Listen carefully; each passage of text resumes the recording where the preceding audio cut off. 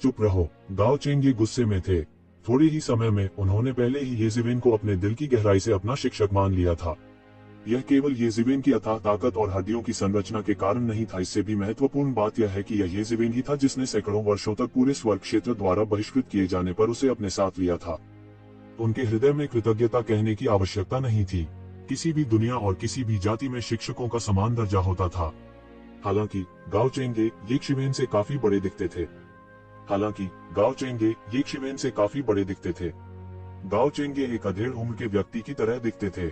उन्होंने अपने स्वर्गारोहण के दौरान अपने भौतिक शरीर में सुधार किया था, इसलिए वो येशिवेन से काफी छोटा दिखता था। येज़िवेन अलग थी। वह हमेशा ऐसा दिखता था जैसे वह अपने शुरुआती 20वां दशा में था। वास्तव में वह वर्षों से छोटा हो रहा था। वह 18 या 19 साल के किशोर लग रहे थे, इसलिए लियू बुफान के शब्दों में वह एक जवान लड़का बन गया। गाओ चेंगे, तुम्हें क्या लगता है कि यह कहाँ है? मेरे सामने इतनी गुस्ताखी करने की तुम्हारी हिम्मत कैसे हुई? लियू बुफान का चेहरा अचानक उदास हो गया। भाड़ में जाओ, येज़िवेन ने ठंडेपन से कहा। यहाँ तुम्हारे लिए बोलने के लिए कोई जगह नहीं है। अपने संप्रदाय के बुजुर्गों को यहाँ बुलाओ। बच्चे, यह मत सोचो कि तुम मुझे आदेश दे सकते हो सिर्फ इसलिए कि तुम इस आदमी के मालिक बन गए हो। मुझे लगता है कि तुम अभी भी नहीं समझते कि तुम किस तरह की परेशानी में पड़ गए हो। लियू बुफान ने येज़िवेन को उत्तेजक रूप से देखा। उनकी राय में गाओ चेंगे केवल दीर्घायु के दायरे में थे। उनके गुरु इतने शक्तिशाली नहीं थे। स्वर्ग के दायरे में हर कोई नहीं जानता था कि कोई भी गाओ चेंगे को स्वीकार नहीं करना चाहता था। हालांकि स्वर्ग क्षेत्र के ऊपरी क्षेत्रों में हर कोई इसके बारे में जानता था। इस बच्चे ने किया था इतना जघन्य अपराध, उसे इसके बारे में पता नहीं होना चाहिए। इसलिए यह स्पष्ट था कि यह व्यक्ति जो स्वर्ग के क्षेत्र के ऊपरी सोपानों के संपर्क में भी नहीं आया था, वह इतना शक्तिशाली नहीं था। वह जेड वार्ड पैलेस के नव पदोन्नत पवित्र शिष्य थे। उन्हें भविष्य में पहले पवित्र शिष्य को चुनौती देने की आशा के लिए जाना जाता था। वह जहाँ भी जाता था उसकी तरफ देखा जाता था। अमर विरासत में केवल सबसे प्रतिभाशाली और क्षमता वाले ही पवित्र शिष्य या संत बन सकते हैं। उनमें से सबसे मजबूत पहला पवित्र शिष्य या पहला संत होगा।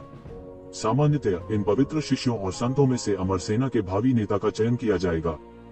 जेड शून्य पवित्र भूमि में अनगिनत शिष्यों में से केवल मुट्ठी भर ही पवित्र शिष्य बन सकते हैं। क्या आपके संप्रदाय के बुजुर्गों ने आपको मजबूत का सम्मान करना नहीं सिखाया? येज़िवेन ने उदासीनता से कहा। विशेषज्ञ सिर्फ तुम्हारे साथ। लियू बुफान हंसे जैसे कि उन्होंने सबसे अविश्वसनीय बात सुनी हो। हा, यह बहुत मजेदार है। गाओ चेंगे, मुझे आपसे इस तरह के विनोदी मास्टर की उम्मीद नहीं थी। चेंगिए, चलते हैं। एक घृणित व्यक्ति पर अपनी सांस बर्बाद करने की कोई जरूरत नहीं है। येज़िवेन ने लियू बुफान को अपने चेहरे पर तिरस्कारपूर्ण दृष्टि से देखा।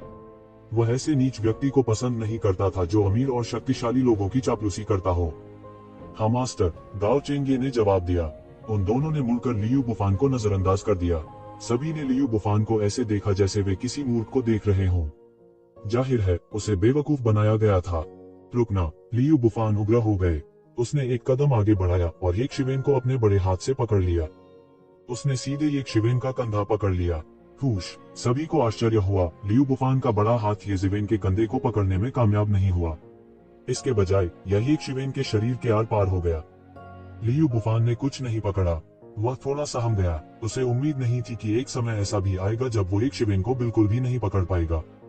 इस समय जेड पत्थर की सीढ़ियों पर सभी लोग जो इस तरफ ध्यान दे रहे थे, उनके चेहरे पर अचानक एक गंभीर नजर आ गई। वे देख सकते थे कि येशिवेन की मूवमेंट तकनीक बेहद शानदार थी। अन्यथा वह इतनी आसानी से लियू बुफान के कंधे की पकड़ से नहीं बच पाता। यह व्यक्ति कोई साधारण व्यक्ति नहीं था। मूल रूप से हर कोई सिर्फ एक चुटकुला देख रहा था। उन्होंने केवल यही सोचा था कि येशिवेन एक यादृच्छिक कृषक था जो स्वर्ग और पृथ्वी की विशालता को नहीं जानता था। आखिरकार, हालांकि गाओ चेंगे के मामले की घोषणा दुनिया के सामने नहीं की गई थी, लेकिन यह कहा जा सकता है कि सभी उच्च अधिकारी इसके बारे में जानते थे। कुछ जानकार लोग यह भी जानते थे कि गाओ चेंगे को मार्शल संप्रदाय के उपसंप्रदाय मास्टर द्वारा पूरी तरह से काली सूची में डाल दिया गया था। किसने मुसीबत में पड़ने की हिम्मत की? हालांकि यह मामला मार्शल संप्रदाय के उपसंप्रदाय मास्टर की गलती थी, फिर भी कोई दूसरा रास्ता नहीं था। मार्शल संप्रदाय कबीला शक्तिशाली था। ऐसे आदमी के लिए कोई भी मार्शल संप्रदाय को नाराज करने को तैयार नहीं था। यदि ऐसा हुआ तो वे स्वर्ग के क्षेत्र में कैसे जीवित रह सकते हैं? अब ऐसा लग रहा था कि यह आदमी शायद गर्मागर्म नहीं था। वह निश्चय ही साधारण नहीं था। हालांकि यह आदमी कहां से आया था? लियू बुफान को, जो स्वर्ग के दायरे में था, उसे पकड़ने में असमर्थ बनाने में सक्षम होने के लिए उसे कम से कम गहरे दायरे में होना था। हालांकि किसी ने भी इस व्यक्ति को गहन क्षेत्र के विशेषज्ञों के बीच नहीं देखा था। क्या वह सचमुच आसमान से आया था? धिक्कार है, वहीं रुक जाओ। लियू बुफान अपने आसपास के लोगों की आंखों को उपहास और दया से भरा महसूस कर सकते थे। वह तुरंत आग बबूला हो गया। जब से वह चढ़ा, उसे कभी इस तरह अपमानित नहीं किया गया था। हुश, उसके हाथ से प्रकाश का एक गोला फूटा और दिव्य प्रकाश ने आकाश और सूर्य को ढक लिया। सबके हाव भाव अचानक बदल गए।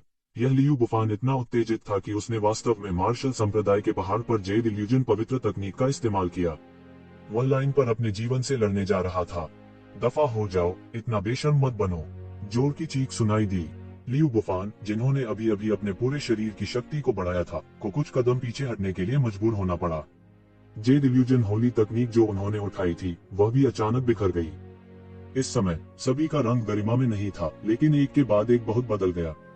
एक आकाशीय क्षेत्र के मास्टर की मार्शल आर्ट को जोर से चिल्लाने में सक्षम होने के लिए यह कुछ ऐसा नहीं था जो एक सामान्य व्यक्ति कर सकता था। ये ज़िवेन के प्रति सभी की सतर्कता जोश के साथ दूसरे स्तर तक बढ़ गई। यह व्यक्ति कौन है? मैंने उसे पहले कभी क्यों नहीं देखा? वह वास्तव में इतना शक्तिशाली है। हालांकि मैं केवल एक चीज के बारे में सुनिश्चित हो सकता हूं कि इस बार वह मार्शल संप्रदाय के खिलाफ जा रहा है। यहाँ तक अगर उसकी कुछ पृष्ठभूमि है, तो निश्चित रूप से उसकी तुलना मार्शल संप्रदाय से नहीं की जा सकती। मुझे डर है कि वहाँ एक होगा अच्छा शो इस बार। लियू बुफान के पीछे नहीं, जेड इल्यूजन होली मास्टर की आंखें चमक उठी और वह जोर से चिल्लाया, साथ ही कल्टीवेटर, मुझे डर है कि यह कमजोरों को धमकाने के नियमों के खिलाफ है। फिर इससे पहले कि वह बोलना समाप्त करता, शून्य में अचानक अराजकता का एक समूह फट गया। अनगिनत ऊर्जा अराजकता में बदल गई, लेकिन इसने जेड सीढ़ियों को जरा भी प्रभावित नहीं किया। कुछ लोगों ने सबसे पहले प्रतिक्रिया दी और उन्होंने जेड इल्यूशन होली मास्टर और ये ज़िवेन को सदमे में देखा। उन दोनों ने अभी अभी मारपीट की होगी। स्थिति को देखते हुए ऐसा लग रहा था कि जेड इल्यूजन होली मास्टर ये शीवेन के साथ जल्दबाजी में कुछ नहीं कर सकते। इसके अलावा जब उन दोनों ने आपस में मारपीट की तो अतिरिक्त ऊर्जा का लेश मात्र भी प्रवाहित नहीं हुआ। यह सीधे असीम अराजकता में बढ़ गया और कोई लहर नहीं थी। बहुत जल्द वह स्थान जहां उन दोनों ने मारपीट की थी, सामान्य हो गया था, जैसे कि लड़ाई हुई ही ना हो। हर कोई और भी हैरान रह गया। जेड इल्यूजन होली मास्टर के पास किस प्रकार की हैसियत थी? अमर वर्षे के मालिक थे। अगर यह किन सम्राट के प्रति सम्मान दिखाने के लिए नहीं होता, तो ऐसे अद्वितीय विशेषज्ञ पूरे आकाश में गाड़ियां लेकर आते और जाते और सुनहरे कमल आसमान से गिरते। इसे बहुत शक्तिशाली कहा जा सकता है। वह उन जैसे सामान्य लोगों के साथ स्वर्ग की सीढ़ी कैसे चढ़ सकता है? इस तरह के एक अद्वितीय विशेषज्ञ ने निश्चित रूप से अपना रास्ता साबित कर दिया था, लेकिन वह ये शीवेन को जल्दबाजी में कुछ नहीं कर सकता था। हालांकि उसने हड़बड़ी में हमला किया था और उसके लिए एक मार्शल आर्ट्स ग्रैंड मास्टर में मनमाना अभिनय करना असंभव था। एक वे कन्फर्मेशन विशेषज्ञ साधारण कैसे हो सकता है? इसका मतलब सिर्फ इतना हो सकता है कि एक शीवेन सरल नहीं थी। ये ज़िवेन का पिछला दृश्य उनकी आंखों में अधिक से अधिक अथाह और अथाह हो गया। पहले अपने शिष्यों का ख्याल रखें। गरिमा में जेड इल्यूजन होली लैंड दुनिया भर में प्रसिद्ध है, लेकिन आपके पवित्र शिष्य यह सब कचरा है। मैं वास्तव में बहुत निराश हूँ। तुम अपनी प्रतिष्ठा के अनुरूप नहीं जीते हो। ये ज़िवेन की आवाज नीचे तक गई, लेकिन उसके और गाओ चेंगे के छाया चित्र दूर होते जा रहे थे, बादलों में गायब हो रहे थे। सभी ने जेड इल्यूजन होली मास्टर की ओर देखा। यह चेहरे पर एक जोरदार तमाचा था। आप अपनी प्रतिष्ठा के अनुरूप नहीं रहते हैं। क्या इससे ज्यादा शर्मनाक कुछ है? प्रतिष्ठित जेड इल्यूजन होली लैंड वास्तव में ये ज़िवेन द्वारा नीचा दिखाया गया था। उन्होंने ऊपर देखा और निश्चित रूप से जेड इल्यूजन होली मास्टर का चेहरा अचानक राख हो गया। उसके चेहरे पर एक शीवेन ने थप्पड़ मारा था। हालांकि उन्हें अपने रुतबे पर भी गर्व था। वह पहले ही एक बार विफल हो चुका था, इसलिए स्वाभाविक रूप से वह दोबारा आक्रमण नहीं करेगा, खासकर जब एक शीवेन उसे एक जूनियर के रूप में देखती थी। उसने बदसूरत अभिव्यक्ति के साथ लियू बुफान को देखा, फिर ठंडेपन से सूंघा। उसने बस लियू बुफान को नजरअंदाज कर दिया और सीढ़ी उसे ऊपर चला गया। सभी ने अपनी निगाहें हटा ली। इस समय जेड इल्यूजन होली मास्टर को भड़काने की किसी की हिम्मत नहीं थी। लियू बुफान ने अपने दांत पीस लिए और उनका पूरा शरीर गुस्से से कांप रहा था। उसके आसपास के लोगों की निगाहें सभी उसका मजाक उड़ा रही थीं। वह अच्छी तरह जानता था कि जेड इल्यूजन होली मास्टर की ठंडी खर्राटे उसके प्रति उसकी अतुलनीय निराशा का प्रतिनिधित्व करते थे। यह जेड इल्यूजन होली लैंड में उनके भविष्य के विकास को बहुत प्रभावित करेगा। जेड इल्यूजन में पवित्र मास्टर के शब्दों में भारी वजन था, लेकिन वास्तव में वे लगभग समान थे। यह उस शापित गाओ चेंगे और उसके गुरु के कारण हुआ था। जब गाओ चेंगे नश्वर संसार में थे तो वे हमेशा उन्हें दबाने में सक्षम रहे थे। स्वर्ग लोक में पहुंचने के बाद उसने सोचा कि उसका भाग्य अच्छा हो गया है। कौन जानता था कि वह अब भी गाओ चेंगे द्वारा अपमानित किया जाएगा। गाओ चेंगे, मुझे तुमसे वापस मिलना चाहिए। क्या तुम्हें लगता है कि तुम अभी भी नश्वर संसार में हो? मैं तुम्हें मरवाना चाहता हूँ। उनकी अभिव्यक्ति असामान्य रूप से क्रूर थी। ये ज़िवेन अपने पीछे जेड इल्यूजन होली लैंड के 2 लोगों से परेशान नहीं हो सकते थे। गाओ चेंगे, जो उसके पीछे थे, नहीं जानते थे कि ये ज़िवेन ने जेड इल्यूजन होली मास्टर के साथ अभी मारपीट की थी। हालांकि वे जल्दी में थे और अपनी पूरी ताकत का इस्तेमाल करने की हिम्मत नहीं कर रहे थे। यह एक दूसरे की जांच करने के लिए पर्याप्त था। जेड इल्यूजन होली मास्टर वास्तव में जेड इल्यूजन होली लैंड के पवित्र मास्टर थे। जेड इल्यूजन होली तकनीक की सरलता सभी के लिए स्पष्ट थी। यह एक साधारण उन्नत अमर स्तर की तुलना में बहुत अधिक अत्याचारी था। हालांकि इस समय वह इस ओर ध्यान देने के मूड में नहीं थे। इसके बजाय उसने लापरवाही से पूछा, चेंगे, नश्वर दुनिया में क्या पृथ्वी नाम की कोई जगह है? हाँ, मास्टर जी को कैसे पता चला? गाओ चेंगे थोड़ा हैरान थे कि एक शिवेन को कैसे पता चला। कुछ नहीं, मैं तो बस पूछ रहा था। ये शिवेन की आंखों में उत्साह एक झटके में गायब हो गया और उसकी तेज सांसें भी शांत हो गईं। अनजाने में वे पहले ही मार्शल संप्रदाय तक पहुंच चुके थे। उसका हृदय खतरनाक लहरों से भर गया था जिन्हें शांत करना मुश्किल था। उसने आखिरकार पृथ्वी शब्द फिर से सुना था। यह 1000 किलोग्राम जितना भारी था। इस समय उसका हृदय मिश्रित भावनाओं से भर गया था और उसे नहीं पता था कि क्या कहना है। हालांकि वह बेहद दृढ़ इच्छा शक्ति वाला था और एक पल में उसे दबाने में कामयाब रहा। इसके अलावा वे दोनों पहले ही मार्शल आर्ट्स ग्रेट सेक्ट में आ चुके थे। सीढ़ियां चढ़ने के बाद वे एक बड़े चौक पर पहुंचे। बादल और धुंध ने जगह को घेर लिया। यह दिव्य आभा और चमक से भरा हुआ लग रहा था। पूरा चौक विभिन्न प्रमुख बलों के प्रतिनिधियों से भरा हुआ था जो उन्हें बधाई देने आए थे। भले ही वे जेड शून्य संत मास्टर की तरह एक पवित्र भगवान के स्तर पर नहीं थे, फिर भी वे प्रमुख बलों से फसल की मलाई थे। जेड शून्य साधु शिष्य जैसे कई पवित्र शिष्य भी थे जो व्यक्तिगत रूप से आए थे। ये मानव कबीले के कुलीन थे। उनमें से प्रत्येक के पास एक प्रभावशाली उपस्थिति, एक राजसी चाल और एक असाधारण आभा थी। ये ज़िवेन और लियू बुफान के आगमन ने भी इन लोगों का ध्यान आकर्षित किया। हालांकि यह स्पष्ट था कि कोई नहीं जानता था कि ये दोनों लोग कौन थे। विशेष रूप से ये ज़िवेन, जिसने पहले कभी भी स्वर्ग के क्षेत्र में अपना चेहरा नहीं दिखाया था। स्वाभाविक रूप से स्वर्ग के दायरे के ये स्वर्ग के गौरव विशेषज्ञ ये ज़िवेन को पहचान नहीं पाए। हालांकि किसी ने गाओ चेंगे को पहचान लिया। क्या वह गाओ चेंगे नहीं है जो सैकड़ों साल पहले निचले दायरे से ऊपर उठे थे? वह यहाँ क्यों है? मैंने सुना है कि वह सैकड़ों साल पहले प्रणाम कर रहा था। क्या वह पहले से ही मार्शल आर्ट महान संप्रदाय तक पहुंच गया है? यह कैसे संभव है? ऐसा नहीं है कि आप नहीं जानते कि उसने मार्शल आर्ट महान संप्रदाय के उप संप्रदाय के नेता को नाराज कर दिया। यहाँ तक अगर उसने वास्तव में हर कदम पर प्रणाम किया तो मार्शल आर्ट महान संप्रदाय उसे कभी स्वीकार नहीं करेगा। यह सही है, वह मूर्ख। सैकड़ों साल हो गए हैं और वह अभी भी सोचता है कि यह उपयोगी है। अंत में यह अभी भी वही है। कुछ लोगों के याद दिलाने के बाद दूसरों को तुरंत याद आया कि ऐसा व्यक्ति वास्तव में अस्तित्व में था। सैकड़ों साल पहले कहा जा सकता है कि इस मामले ने सनसनी मचा दी थी। हालांकि जैसे जैसे समय बीतता गया, यह मामला धीरे धीरे फीका पड़ गया। कुछ गलत इरादों वाले लोगों को छोड़कर किसी ने भी इस मामले पर ध्यान नहीं दिया। हालांकि उन्हें यह बात अब भी याद है। कुछ लोगों के लिए गाओ चेंगे को पहली बार देखना था। उनकी आंखें उपहास से भर गईं, खासकर जब से बहुत से लोग उनके और मार्शल आर्ट महान संप्रदाय के बीच की शिकायतों के बारे में जानते थे। अब जबकि गाओ चेंगे वास्तव में यहाँ आ गए थे, यह दिलचस्प लग रहा था। थोड़ी देर बाद जेड वेड होली लैंड से दोनों भी ऊपर आ गए, खासकर लियू बुफान। उसने ये शिवेन को ऐसे देखा जैसे वह उसे मारना चाहता हो। उनके बगल में जेड वेद होली मास्टर की अभिव्यक्ति भी काफी अमित्र थी। बहुत से लोग अभी भी नहीं जानते थे कि क्या हुआ था। वे इस बात को लेकर उत्सुक थे कि जेड शून्य संत नेता को भड़काने की हिम्मत कौन करेगा। तो यह जेड शून्य के अंकल मास्टर वान है। अचानक एक हार्दिक हंसी सुनाई दी। जूनियर भाई लियू, आपसे मिलने बाहर न जा पाने के लिए मैं क्षमा चाहता हूँ। अचानक बादलों में से एक आकृति निकली और शीघ्रता से जेड इल्यूजनरी सेज लीडर के सामने क्षमायाचना भरी दृष्टि से आई। यह एक गहरे नीले रंग के दाववादी बागे में एक युवक था। उसकी तलवार जैसी भौहें और चमकदार आंखें थी। उनका असाधारण व्यवहार था और वे उपस्थित किसी भी नायक से कमतर नहीं थे। वह पूरे रास्ते जेड इल्यूसरी सेज लॉर्ड के पास गया और कहा, अंकल मास्टर वान, संप्रदाय के बुजुर्ग लंबे समय से इंतजार कर रहे हैं। आप बहुत विनम्र हैं। आप बस यहाँ आ सकते थे। क्या चढ़ाई करने की जरूरत है? आकाश की सीढ़ी। हा हा हा, मैं सिर्फ महामहिम सम्राट किन के प्रति अपना सम्मान दिखा रहा हूँ। चूंकि यह मामला है, मैं पहले जाऊंगा। जेड शून्य साधु नेता दिल से हंसे और येक्षविन को गहराई से देखा। फिर वह एक कदम आगे बढ़ा और बादलों में ओझल हो गया। बिना किसी अपवाद के उपस्थित सभी ने राहत की सांस ली। आखिरकार वे जेड शून्य साधु नेता के समान स्तर पर नहीं थे। भले ही इन प्रतिभाओं को दूसरों के सामने कोई झिझक न हो, फिर भी जब एक दाव मान्यता विशेषज्ञ, एक विश्व प्रसिद्ध विशेषज्ञ मौजूद थे, तो उन्होंने बहुत दबाव महसूस किया। जेड शून्य साधु नेता के चले जाने के बाद उन्होंने स्पष्ट रूप से राहत की भावना महसूस की। किसी को भी नहीं लगा कि इस आदमी के स्पष्ट तरजीही व्यवहार में कुछ गलत था।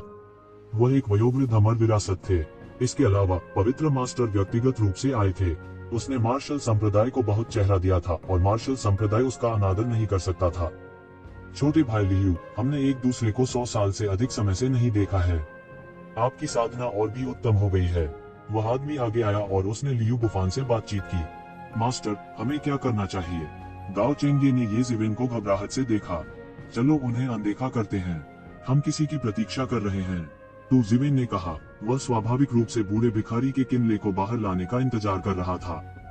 अब जबकि वे युद्ध संप्रदाय में थे, उनके लिए यह अच्छा नहीं था कि वे जबरदस्ती अंदर जाएं। समझा? गाओ चेंगे ने सिर हिलाया। हालांकि उसके आसपास के लोगों की निगाहों और चर्चाओं ने उसे काफी दुखी कर दिया था। अगर वह अभी चढ़ा होता तो वह इतनी आसानी से शांत नहीं होता। हालांकि सैकड़ों वर्षों के अनुभव के बाद वह लंबे समय से समझ गया था कि यह ऐसी जगह नहीं थी जहां वह गड़बड़ कर सके। अचानक कोई नहीं जानता था कि लियू बुफान ने उस आदमी से क्या कहा। वह आदमी उन दोनों के सामने खड़ा हो गया। उसने थोड़ा सा बाहें चढ़ाई और गाओ चेंगे को देखा। फिर उसने कहा, गाओ चेंगे, हमारे मार्शल संप्रदाय में आने की तुम्हारी हिम्मत कैसे हुई? क्या मार्शल संप्रदाय ने मुझे वांछित सूची में डाल दिया? मैं क्यों नहीं आ सकता? गाओ चेंगे ने अपनी मुट्ठी भींची और गुस्से से कहा। सैकड़ों वर्षों के अनुभव के बाद वह क्रोधित कैसे नहीं हो सकता था? वह केवल बलपूर्वक इसे सहन कर सकता था। ओह, आपके पास वास्तव में तेज जीभ है। वह आदमी मदद नहीं कर सकता था, लेकिन उपहास कर रहा था। देखो, एक संघर्ष छिड़ने वाला है। कुछ लोग गाओ चेंगे पर ध्यान दे रहे थे। निश्चित रूप से गाओ चेंगे के लिए मार्शल संप्रदाय के लोगों के साथ शांतिपूर्वक सह अस्तित्व में रहना असंभव था। यूं शांगजी आमतौर पर मार्शल संप्रदाय के हितों को पहले रखते हैं। मुझे डर है कि उनकी नजर में गाओ चेंगे एक अच्छे इंसान नहीं है। यह सच है। यू शांगजी की आंखों में कोई रेत नहीं है। अगर कोई भी मार्शल संप्रदाय के बारे में एक बुरा शब्द कहने की हिम्मत करता है, तो यह उसके उन्मादी प्रतिशोध को आकर्षित करेगा। इसके अलावा गाओ चेंगे ने मार्शल संप्रदाय के चेहरे पर थप्पड़ मारा है। क्या ऐसा हो सकता है कि तुम्हारा मार्शल संप्रदाय स्वर्ग की ओर से न्याय लागू करना चाहता है और मुझे मारना चाहता है? गाओ चेंगे ने अपनी गर्दन घुमाई और गुस्से से कहा। यून शांगजी की अभिव्यक्ति तुरंत बदसूरत हो गई। यह कुछ ऐसा था जो कहना मुश्किल था। सभी ने कहा कि गाओ चेंगे ने मार्शल संप्रदाय के ऊपरी तबकों को नाराज कर दिया था। हालांकि मार्शल संप्रदाय इस मामले में कुछ नहीं कह सका। निचले इलाकों में गाओ चेंगे की बहुत अच्छी प्रतिष्ठा थी। इसके अलावा उसने मार्शल संप्रदाय के वाइस संप्रदाय मास्टर के वंशज को मार डाला था। उसने हर तरह के अपराध किए थे और लाखों लोगों की मौत का कारण बना था।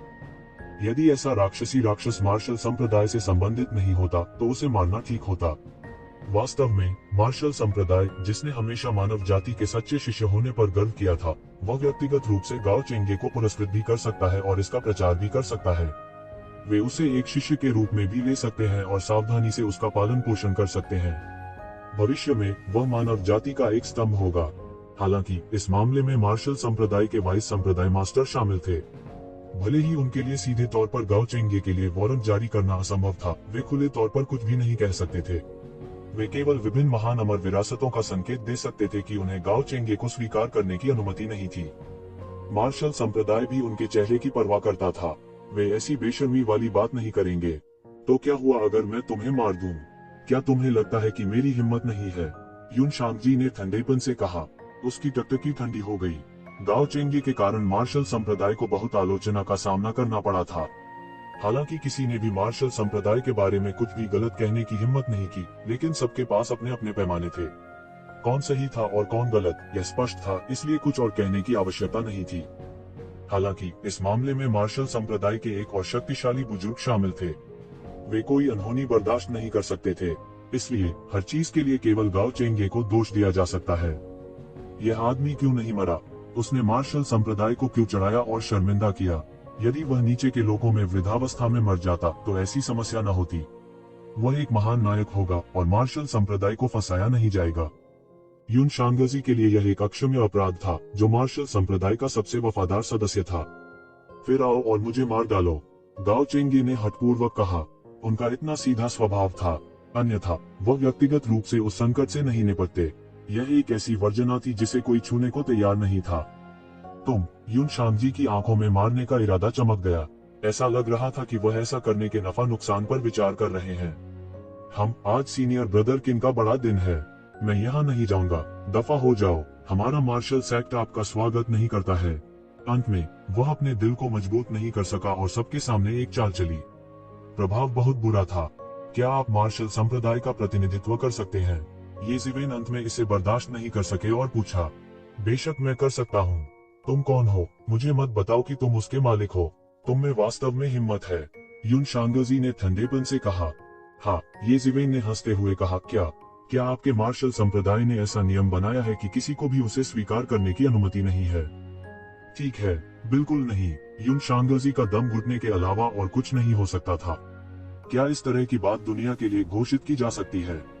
अगर सच में दुनिया के सामने इसकी घोषणा कर दी जाती तो क्या यह मुंह पर तमाचा नहीं होता? क्या आपको लगता है कि आप किसी का प्रतिनिधित्व सिर्फ इसलिए कर सकते हैं क्योंकि आप लोगों के प्रतिनिधि हैं? ये जिवेन ने उपहास किया और कहा, मूल रूप से मैंने सुना है कि मार्शल संप्रदाय मानव जाति का स्तंभ है और धर्मी मार्ग का नेता है। अब मैं देखता हूँ कि वे सभी गंदे लोग हैं। यह कहना मजाक होगा। ऊंचा स्वर। न केवल सम्मानित मार्शल संप्रदाय के इतने नीच वंशज थे, बल्कि वह लाखों लोगों की मौत का कारण भी बना। भले ही वह हजारों बार मरे, यह अफसोस की बात नहीं होगी। आपकी शर्मिंदगी खत्म करने के लिए चेंगे ने उसे मार डाला। किसने सोचा होगा कि न केवल तुम कृतज्ञ नहीं हो, तुम हर जगह उसे दबा भी रहे हो। क्या यह गरिमा में मार्शल संप्रदाय है जो मानव जाति का स्तंभ है? यदि सम्राट के नबी भी यहाँ था तो वह तुम बदमाशों को मार्शल संप्रदाय में एक खराब माहौल बनाने और महान सम्राट के रूप में अपनी प्रतिष्ठा को बर्बाद करने की अनुमति कैसे दे सकता था? उद्धरण चिन्ह।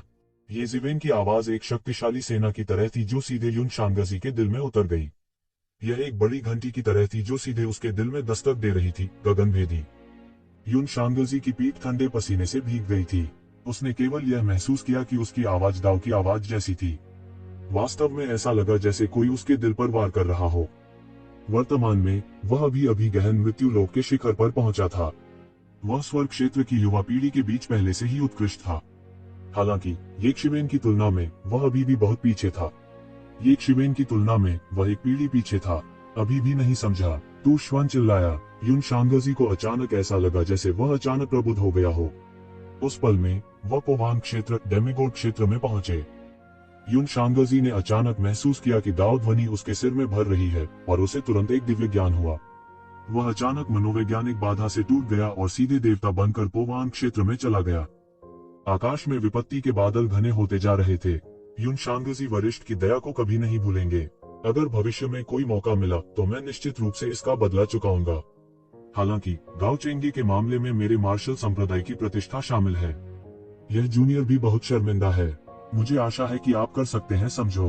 मैं पहले छुट्टी लूंगा। यू शांगजी शर्मिंदा दिखे। ये जिवेन ने उसकी थोड़ी मदद की थी, लेकिन इस बार यह मार्शल संप्रदाय की प्रतिष्ठा से संबंधित था। अगर गाओ चेंगे सही नहीं होते तो वे इतने परेशान नहीं होते। हालांकि गाओ चेंगे सही थे, जिसने उन्हें बेहद भ्रमित कर दिया था। हालांकि अब इसके बारे में बात करने का समय नहीं था। स्वर्गीय क्लेश आ गया था और यह मार्शल संप्रदाय के लिए क्लेश से गुजरने के लिए उपयुक्त नहीं था। वह जल्दी से मार्शल संप्रदाय से बाहर निकल गया।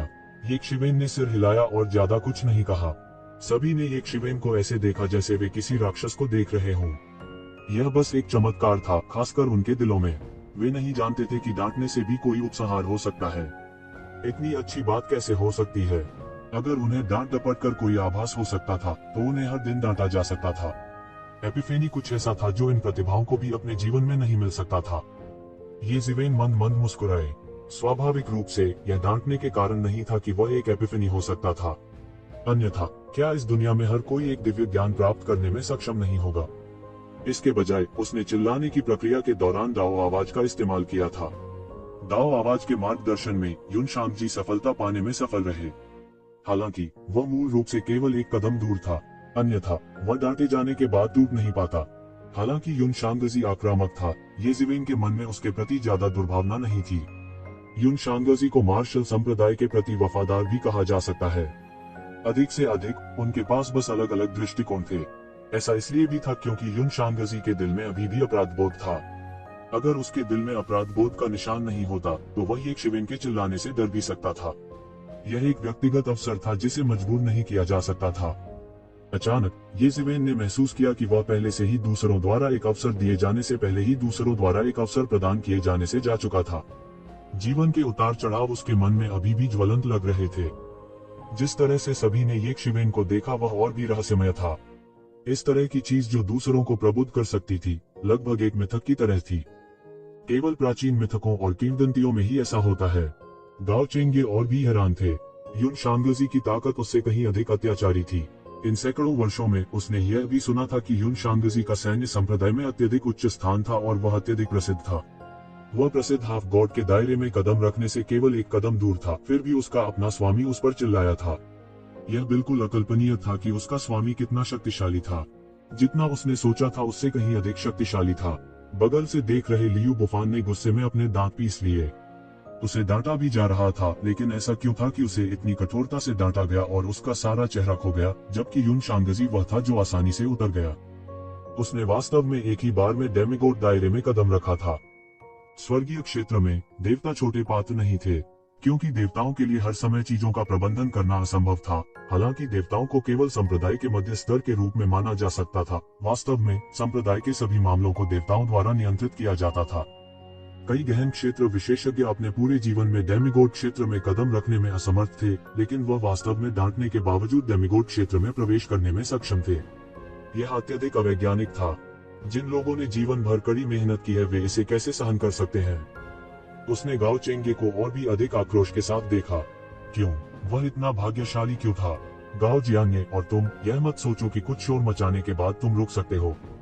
हम भले ही युन शांगजी तुम्हारे साथ परेशानी की तलाश न करे, फिर भी मार्शल संप्रदाय में तुम्हारा स्वागत नहीं है। लियू बुफान ने अपने दांत पीसते हुए और गाओ जियाने और ये जिवेन की ओर इशारा करते हुए कहा, मुझ पर इशारा मत करो या मैं तुम्हें बता दूंगा कि फूल इतने लाल क्यों होते हैं। ये जिवेन ने उदासीनता से कहा। आप? लियू बुफान चौंका। वो ये शिवेन से डरा हुआ था। जब ये जिवेन ने अभी अभी युन शांगजी को फटकार लगाई, तब भी जब उसने इसके बारे में सोचा तो उसे थोड़ा डर लगा। हालांकि उसकी तार्किकता गुस्से से अंधी हो गई थी, उसके शरीर ने सहज रूप से ये शिवेन की ओर इशारा करने की हिम्मत नहीं की। उसे इस बात का हल्का सा एहसास था कि अगर उसने वैसा नहीं किया जैसा उसे बताया गया था, तो एक शिवेन वास्तव में उस जगह पर हमला कर सकता है। आप वास्तव में कानून विहीन हैं। आपको क्या लगता है कि यह कहाँ है? यह मार्शल संप्रदाय है। लियू बुफान गुस्से में थे। आप किस बारे में बहस कर रहे हैं? अचानक मार्शल संप्रदाय की गहराई से एक आकृति निकली। यह सफेद बाल और दाढ़ी वाला एक बूढ़ा व्यक्ति था। उसने एक समृद्ध वस्त्र पहना था और एक अभिमानी अभिव्यक्ति थी, क्योंकि वह सभी को तिरस्कार से देखता था। क्या आप जानते हैं कि यदि आप लॉर्ड्स को अंदर से परेशान करते हैं तो आप जिम्मेदारी उठा सकते हैं? नमस्ते एल्डर युआन। जब सभी ने इस वृद्ध को देखा तो सभी ने प्रणाम किया। जाहिर है वे सभी इस बूढ़े व्यक्ति को जानते थे और उसकी हैसियत कम नहीं थी। एल्डर युआन ने इधर उधर देखा और देखा कि उसके बगल में केवल ये जिवेन और गाओ चेंगे बिल्कुल नहीं हिले। उसे अचानक कुछ दुख हुआ। वह उच्च और शक्तिशाली होने का आदी था। इस समय उनका सामना दो लोगों से हुआ जिन्होंने उन्हें बिल्कुल भी चेहरा नहीं दिया। स्वाभाविक रूप से वह नाखुश था। तुम दोनों कौन हो? एल्डर युआन ने सीधे पूछा। एल्डर युआन, वह व्यक्ति गाओ चेंगे है, लियू बुफान ने सीधे कहा। जैसे ही उसने यह नाम सुना, एल्डर युआन की आंखें अचानक चमक उठी और उसने मौके पर ही कहा, तुम गाओ चेंगे हो। यू शांगजी के विपरीत इस एल्डर युआन की अभिव्यक्ति और भी अधिक अमित्रतापूर्ण और कठोर थी। यह सही है, गाओ चेंगे ने कहा। तुम्हारी हिम्मत कैसे हुई? तुम्हारी हिम्मत कैसे हुई? एल्डर युआन बेहद गुस्से में लग रहा था और फिर उसने मुस्कुराते हुए कहा, क्या आप नहीं जानते कि आपने क्या किया है? मार्शल संप्रदाय में आने की आपकी हिम्मत कैसे हुई? मुझे लगता है कि आप वास्तव में सोचते हैं कि हमारा मार्शल संप्रदाय एक दान है। चेंगे और क्या कर सकते हैं? उसने अभी अभी एक दुष्ट प्राणी से छुटकारा पाया है जिसने संसार में विपत्ति लाई है। क्या इसमें कुछ गलत है? ये जिवेन ने जोर से कहा। आप कौन हैं? एल्डर युआन की आंखें मारने के इरादे से भरी थीं। ये जिवेन यह भी महसूस कर सकते थे कि अगर यह सार्वजनिक नहीं होता तो यह एल्डर युआन वास्तव में मारने का इरादा रखता। मैं गाओ चेंगे का मालिक हूँ, ये जिवेन ने खड़े होकर कहा। एल्डर युआन को यह उम्मीद नहीं थी कि ये जिवेन वास्तव में गाओ चेंगे के गुरु थे। ऐसा लगता था कि उन्होंने गाओ चेंगे को स्वीकार न करने से पहले ही सभी संप्रदायों को चेतावनी दे दी थी। उसने अपनी आंखें सिकोड़ ली और उसकी हत्या का इरादा और भी मजबूत हो गया। उसके शरीर पर आभा सीधे राक्षसी लहर की तरह उमड़ पड़ी। चौक में हर किसी को अचानक एक गड़गड़ाहट की शक्ति महसूस हुई और सीधे उनके शरीर में जुड़ गई। कई लोगों को अचानक घुटन का एहसास हुआ। भले ही यह उन पर निर्देशित न हो, फिर भी वे इस धरती को तोड़ देने वाली शक्ति को महसूस कर सकते थे। डेमिगोड के शिखर से संबंधित शक्तिशाली आभा अचानक बह गई, जिससे सभी को लगा कि वे इसका विरोध नहीं कर सकते। हालांकि वह भगवान नहीं था, लेकिन वह इस समय एक भगवान की तरह लग रहा था। येज़ेबेल ने बस एक कदम आगे बढ़ाया और वह पृथ्वी को चकनाचूर कर देने वाली आभा पूरी तरह से टूट गई। ये शिवेन को जरा भी प्रभावित नहीं कर सका। गाओ चेंगे ने महसूस किया कि घुटन का एहसास ऐसा था जैसे उनका पूरा शरीर कुचला जाने वाला था। पलक झपकते ही वह बिना निशान के गायब हो गया। अचानक उसने महसूस किया कि उसकी पीठ पूरी तरह से भीग गई है और उसके पैरों के तलवों से सिर तक एक ठंडक दौड़ गई। यह स्वर्ग क्षेत्र के शीर्ष विशेषज्ञों की ताकत थी। उनके सामने उसके पास वापस लड़ने की ताकत नहीं थी।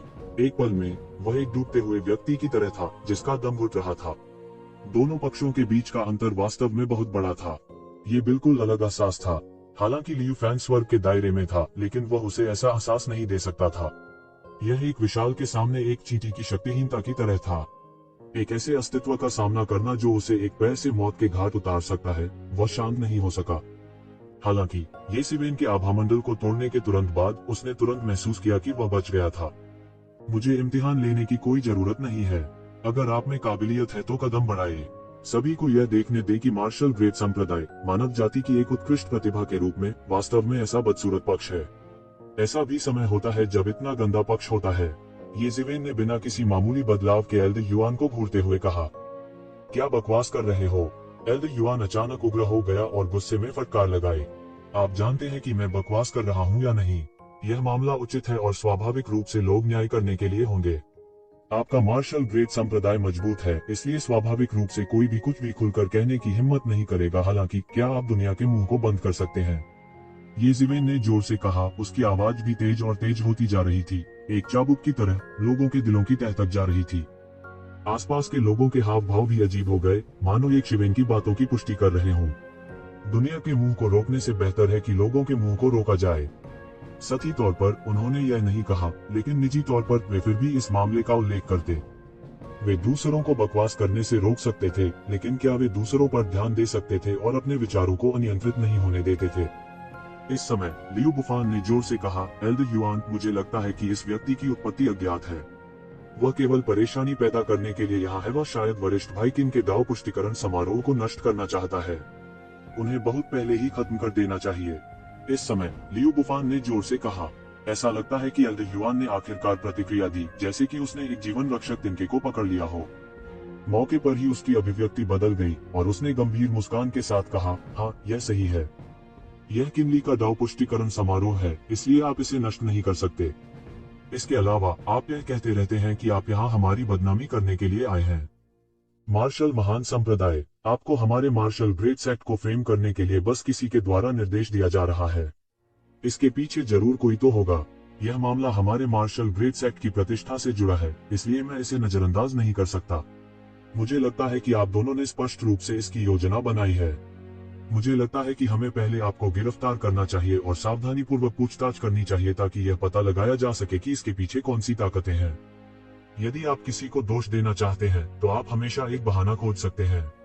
येज़ेबेल ने उपहास किया और कहा, आज मैं आखिरकार समझ गया कि काले और सफेद को भ्रमित करने और दूसरों पर झूठा आरोप लगाने का क्या मतलब है। बकवास, तुम दोनों क्या सोचते हो कि तुम कौन हो? मेरे पास तुम पर झूठा आरोप लगाने की क्या बात है? अब तुम्हारे बचने के लिए बहुत देर हो चुकी है। आज्ञाकारी रूप से मेरे साथ वापस जाओ, जांच स्वीकार करो और इसके पीछे के मास्टरमाइंड को कबूल करो। एल्डर युआन ने गंभीर मुस्कान के साथ कहा और उसकी अभिव्यक्ति अधिक से अधिक निश्चित हो गई। मेहमान का इलाज करने का तरीका। आपको अतिथि के इलाज के तरीके पर ध्यान देने की जरूरत नहीं है। लियू बुफान बगल से चिल्लाया। शिष्य, दुनिया वास्तव में उतार चढ़ाव से भरी है, हालांकि वह वास्तव में एक अच्छा अंकुर है। बधाई हो, किनली ने भावना से आह भरी। जब वे पहली बार येज़ेबेल से मिले तो वह सिर्फ एक प्रसिद्ध प्रोफाउंड रियल मास्टर थे। अब उसकी ताकत अथाह थी। इसके अलावा इस मामले को व्यक्तिगत रूप से एल्डर मास्टर ने पूछा था। यह दर्शाता है कि एल्डर मास्टर इस मामले को बहुत महत्व देते हैं। तेज आवाज के साथ हड्डी के टुकड़े हर जगह उड़ गए और हर जगह सुनहरा खून बिखर गया। एल्डर युआन ने खून से लथपथ चीख निकाली और जल्दी से अपना हाथ पीछे खींच लिया। वह नहीं जानता था कि कब, लेकिन उसकी हथेली पर एक बड़ा खूनी छेद दिखाई दिया। खून लगातार बह रहा था और खूनी घाव असाधारण रूप से भयानक लग रहा था। यह कोई साधारण हमला नहीं था। वह कुछ ही समय में अपने आप को ठीक कर सकता था। किसी और चीज की चिंता करने की जरूरत नहीं थी। अब जहां येज़ेबेल ने हमला किया, उसने स्पष्ट रूप से हड्डी को सड़ाने वाले कीड़े की तरह एक अत्यंत मजबूत शक्ति महसूस की। यह लगातार उनके शरीर को क्षत विक्षत कर रहा था। उसके पास इसे दबाने के अलावा कोई चारा नहीं था। येज़ेबेल ने एक कदम आगे बढ़ाया और अपनी उंगली दिखा दी। स्काई सेवरिंग फिंगर तुरंत तेज रोशनी में बदल गई और मौके पर उड़ गई। इसके अलावा यह सीधे एल्डर युआन के ड्रैगन पंजे में घुस गया। कोई आश्चर्य नहीं कि यह व्यक्ति इतना शांत था। यह पता चला कि वह किनली द्वारा आमंत्रित अतिथि था। क्या इससे ज्यादा महत्वपूर्ण कोई था? हालांकि येज़ेबेल की उंगली से परिणाम आसानी से देखा जा सकता था। यह कैसे उसे हैरान और क्रोधित नहीं कर सकता था? क्या यह मार्शल संप्रदाय के मेहमानों का तरीका है? मैंने सुना है कि किनली ने अपना ताव सिद्ध किया था, इसलिए मैं जश्न मनाने आया था। अंत में मैं बार बार आपसे शर्मिंदा था। मार्शल संप्रदाय का मेहमानों के साथ व्यवहार करने का तरीका कुछ ज्यादा ही दबंग है। येज़ेबेल ने हल्के से व्यंग्य किया। मेरे लिए जगह है या नहीं, आपको इसके बारे में चिंता करने की जरूरत नहीं है। आप इतनी परवाह नहीं कर सकते। आप सिर्फ एक देवता हैं। क्या आपको नहीं लगता कि आप कुछ ज्यादा ही दबंग हैं? तुम चुप रहो। यह पूरी तरह से अवैज्ञानिक था। किनली, यह व्यक्ति गाओ चेंगे है, एल्डर युआन ने उदास चेहरे के साथ कहा। उसने किनली को जोर से याद दिलाया, जैसे वह उसे कुछ याद दिलाना चाहता हो। जब एल्डर युआन ने किनलाई को देखा तो ऐसा लगा जैसे उसने अपने उद्धारकर्ता को देख लिया हो। वह बहुत खुश हुआ। यह आदमी आखिरकार मरने वाला था। यह ज्ञात होना चाहिए कि उन्होंने किन सम्राट द्वारा पारित एक अत्यंत शक्तिशाली शरीर प्रशिक्षण पद्धति की भी खेती की। इस पद्धति के साथ मार्शल आर्ट्स ग्रैंड मास्टर में मास्टर्स को ड्रैगन और फीनिक्स के खिलाफ लड़ने में सक्षम कहा जा सकता है। उनके शरीर दिव्य अस्त्रों और धारदार अस्त्रों के समान थे। अच्छा, आपने वास्तव में गिरफ्तारी का विरोध करने का साहस किया। आपने वास्तव में हमारे मार्शल संप्रदाय में कदम रखने का साहस किया। इस दुनिया में आपके छिपने के लिए कोई जगह नहीं होगी। एल्डर युआन ने तीव्र दर्द को सहन किया और एक कुटिल मुस्कान के साथ कहा। सभी चौंक गए और जल्दी से उनका अभिवादन किया। यह भी मार्शल आर्ट वर्ग की सबसे शक्तिशाली तकनीकों में से एक थी। सभी ने अपनी निगाहें जमाई और देखा कि यह एक उत्साही युवक था। यह किनलाई के अलावा और कौन हो सकता है? यह ऐसा था जैसे उसने एक अद्वितीय क्रूर जानवर का सामना किया हो। येज़ेबेल द्वारा डांटे जाने के बाद लियू बुफान के चेहरे पर गुस्सा आ गया। किनली ने आखिरकार एल्डर युआन की ओर अपनी निगाहें घुमाई। उसने एल्डर युआन के घाव को देखा तक नहीं।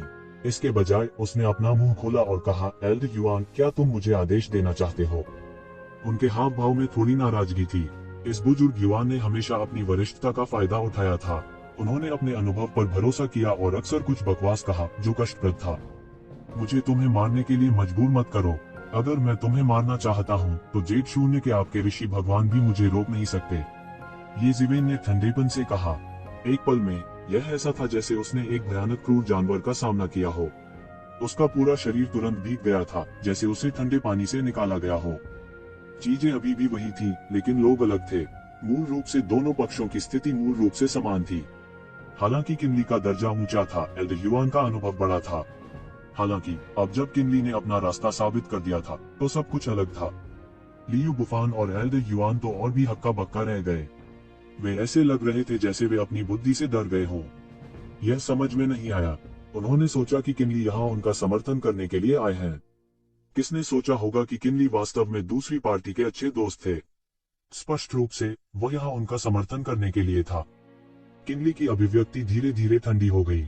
उसके बोलने के समाप्त होने की प्रतीक्षा किए बिना उसने सीधे कहा, मेरे सामने अपने युवान परिवार के बकवास टी के बारे में बकवास मत करो। क्या आपको लगता है कि हम इसके बारे में नहीं जानते हैं? क्या आप जानते हैं कि आपके मामले के कारण सभी संप्रदाय हमारे बारे में क्या सोचते हैं? हम अब इसके बारे में बात नहीं करना चाहते हैं। यह सिर्फ इतना है कि आपके पूर्वज ने मार्शल आर्ट्स संप्रदाय और मानव कबीले में महान योगदान दिया है, जिसके बारे में हम बात नहीं करना चाहते हैं। मुझे तुमसे इतनी लगन की उम्मीद नहीं थी। क्यों? क्या आप उसे मारना चाहते हैं? क्या आप हमारे मार्शल आर्ट संप्रदाय की प्रतिष्ठा को बर्बाद करना चाहते हैं? उद्धरण चिन्ह। हालांकि यह अब अलग था। उसने अपना रास्ता साबित कर दिया था और एल्डर युआन से अलग स्तर पर था। इस समय योग्यता और अनुभव पूरी तरह से अर्थहीन थे। अभिमानी, इस वाक्य को निचोड़ते ही लियू बुफान का चेहरा लाल हो गया। हालांकि उन्होंने लापरवाही से काम करने की हिम्मत नहीं की। वह लगभग महसूस कर सकता था कि ये शिवेन की हत्या का इरादा पूरा होने वाला था। इस समय एल्डर युआन ने अंत में प्रतिक्रिया व्यक्त की। उसके सामने किन झूठ अब एक कनिष्ठ नहीं था जिसके बारे में वह लापरवाही से गपशप कर सकता था। इसके बजाय वह एक वयस्क था जिसने उसके ऊपर अपना मार्ग सिद्ध किया था। हालांकि उसका दिल पहले से ही उथल पुथल में था। अपनी शारीरिक साधना से वह वास्तव में अपने हाथ में रक्तरंजित छिद्र को ठीक करने में असमर्थ था। इससे वह और भी हैरान रह गया। किनली धीरे धीरे आगे बढ़े और येज़ेवेन और एल्डर युआन के सामने चले गए। जब सभी ने सोचा कि येज़ेवेन और एल्डर युआन मुश्किल में पड़ने वाले हैं और किनली व्यक्तिगत रूप से उनसे निपटेंगे, तो कुछ ऐसा हुआ जिसने सभी को चौंका दिया। किनली, यह लड़का गाओ चेंगे है। एल्डर युआन ने गाओ चेंगे की ओर इशारा किया और अपनी लहूलुहान हथेली को ढांकते हुए कहा। किनली की वर्तमान स्थिति के साथ, हालांकि उन्होंने अभी अपना रास्ता साबित किया था, स्वर्ग क्षेत्र में उनकी स्थिति पहले से ही पूरी तरह से अलग थी। जिन्हें व्यक्तिगत रूप से उनके द्वारा आमंत्रित किया जा सकता था, वे बिना किसी अपवाद के पुराने राक्षस थे जिन्होंने कई वर्षों तक अपना मार्ग सिद्ध किया था। बच्चे, अहंकारी मत बनो। तुम्हें क्या लगता है कि यह कहाँ है? क्या यह ऐसी जगह है जहाँ तुम गुस्ताखी कर सकते हो? एल्डर युआन गुस्से में था। यह आदमी इस स्थिति में अभी भी बहुत अहंकारी था। एल्डर युआन मना करने वाला था, लेकिन किनलाई ने उसे बिल्कुल भी मौका नहीं दिया। इसके बजाय उन्होंने ठंडेपन से कहा, बकवास करना बंद करो। आज मेरा मार्ग सिद्ध करने का समारोह है। बकवास मत करो। जो भी आज यहाँ परेशानी करता है, वह मुझे मुंह नहीं दिखा रहा है। जो कोई भी मुझे एक पल के लिए दुखी करता है, मैं उसे जीवन भर के लिए दुखी कर दूंगा। यह केवल अकल्पनीय था कि यह एक जानलेवा आभा थी जिसे एक व्यक्ति उत्सर्जित कर सकता था। अगर यह इस तथ्य के लिए नहीं होता कि उसने एल्डर युआन के हमले को उंगली से तोड़ दिया होता, तो हर कोई उसे एक हानिरहित व्यक्ति मानता।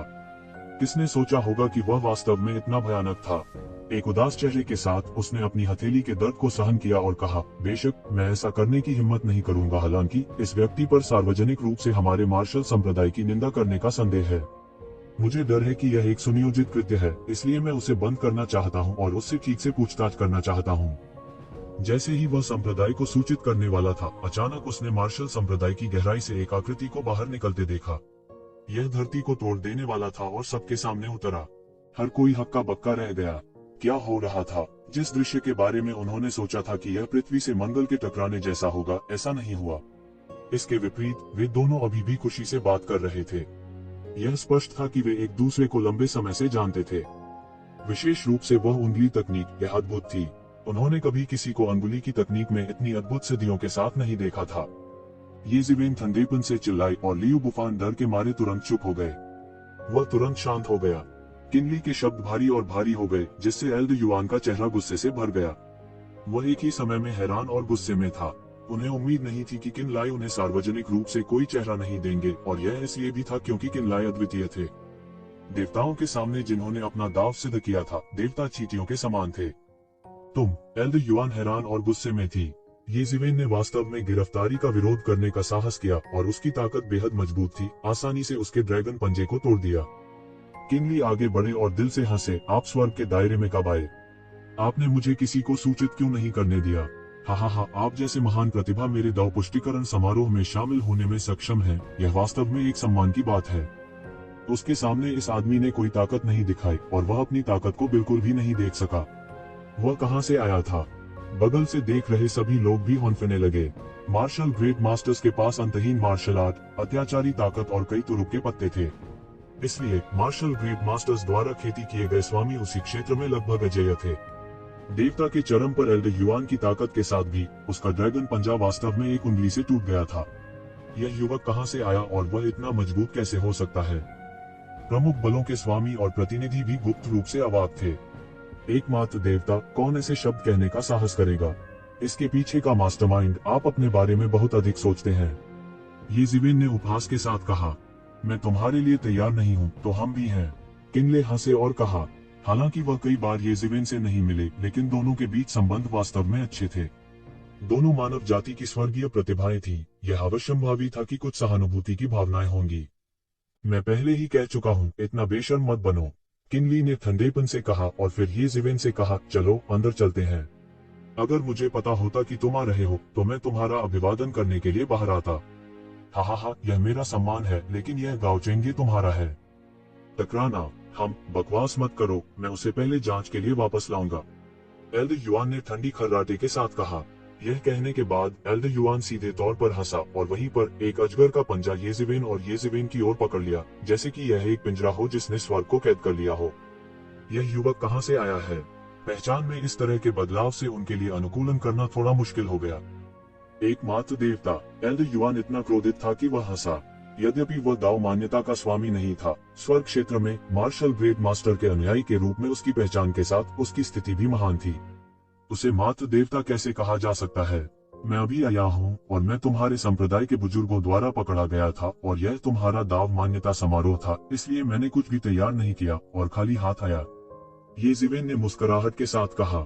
वह मेरा शिष्य है, येज़ेवेन ने जवाब दिया।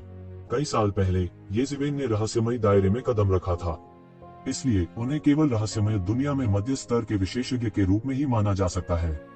हालांकि वह अब एक अमर क्षेत्र विशेषज्ञ था, इसलिए उन्हें किसी भी दुनिया में एक उच्च स्तरीय विशेषज्ञ माना जा सकता है। यही कारण है कि किनलाई ने एल्डर युआन के प्रति असभ्य होने का साहस किया। इससे कोई फर्क नहीं पड़ता कि एक देवता कितना शक्तिशाली था, प्राचीन काल से अस्तित्व में रहे दाव सत्यापन विशेषज्ञ के रूप में एक ही सांस में उल्लेख किया जाना पर्याप्त नहीं था।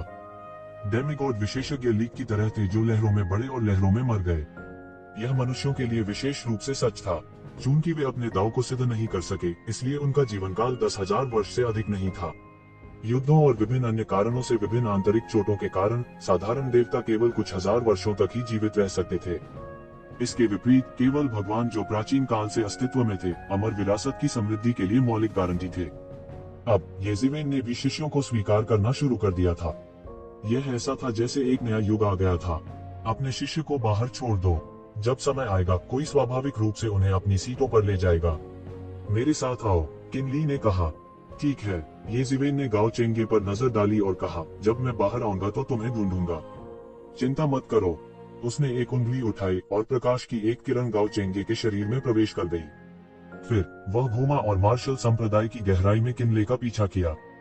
अंतरिक्ष की परतों से गुजरते हुए दोनों सीधे एक विशाल हॉल में पहुंचे। हॉल की गहराई में दर्जनों अत्याचारी प्रभामंडल प्रकट हुए। वे सभी भगवान थे जिन्होंने दाव मान्यता प्राप्त की थी। वे मार्शल संप्रदाय के भीतर प्रमुख ताकतों और संप्रदायों के प्रतिनिधि थे। वे सभी अस्तित्व थे जिन्होंने दाव सत्यापन या उससे ऊपर हासिल किया था। केवल वे लोग ही इस हॉल में प्रवेश करने के योग्य थे जिन्होंने दाव सत्यापन प्राप्त किया था। दूसरों को कहीं और होना था। स्वाभाविक रूप से उनका मनोरंजन करने वाला कोई होगा। जब येज़ेवेन और एल्डर युआन ने हॉल में प्रवेश किया तो उन्होंने तुरंत कई देवताओं का ध्यान आकर्षित किया जो खुशी से बातें कर रहे थे। विशेष रूप से किनली, जो आज शो के स्टार होने के पूरी तरह से योग्य थे। फिर भी उसने ऐसे युवा कनिष्ठ को प्राप्त करने के लिए उपस्थित सभी लोगों को छोड़ दिया था। यहाँ तक अगर ऐसा लगता है कि उन्होंने दाव मान्यता प्राप्त कर ली है, तो उन्हें व्यक्तिगत रूप से उनका स्वागत करने की कोई आवश्यकता नहीं थी। हालांकि जिस बात ने उन्हें और भी हैरान कर दिया वह यह थी कि एक शिवेन वास्तव में किनली के नीचे बैठने की व्यवस्था की गई थी। यह कहा जा सकता है कि किनली उनका बहुत सम्मान करते थे। सभी की निगाहें एक शिवेन पर टिक गईं। वे जानना चाहते थे कि यह व्यक्ति कौन था और किनलाई ने उसके साथ इतना अच्छा व्यवहार क्यों किया। विभिन्न विशेषज्ञों की जानकारी, जिन्होंने अमर विरासत में दाव मान्यता प्राप्त की थी, उनके दिमाग में कौंधने लगे, लेकिन उनमें से कोई भी उनके सामने मौजूद व्यक्ति की बराबरी नहीं कर सका। ऐसा लगता था कि उनकी स्मृतियों में ऐसा कोई शक्तिशाली अस्तित्व नहीं था। किनली का खुद को समझाने का कोई इरादा नहीं था। वह बस अपने सिंहासन पर वापस बैठ गया, अपना प्याला उठाया और जोर से कहा, यह मेरे लिए सम्मान की बात है कि आप सभी मेरे उत्सव में शामिल हों। सभी कृपया एक टोस्ट लें। सभी ने अपने प्याले उठाए और पी गए। शराब, जो मार्शल आर्ट संप्रदाय अपने मेहमानों का मनोरंजन करने के लिए इस्तेमाल करता था, स्वाभाविक रूप से चावल की शराब नहीं थी, लेकिन शराब जिसमें समृद्ध ऊर्जा थी। अगर कोई एक घूंट ले तो उनकी खेती बहुत बढ़ जाती थी। यह कुछ ऐसा नहीं था जिसे आम लोग हजम कर सकें। आम लोग भी विस्फोट कर सकते हैं और मौके पर ही मर सकते हैं।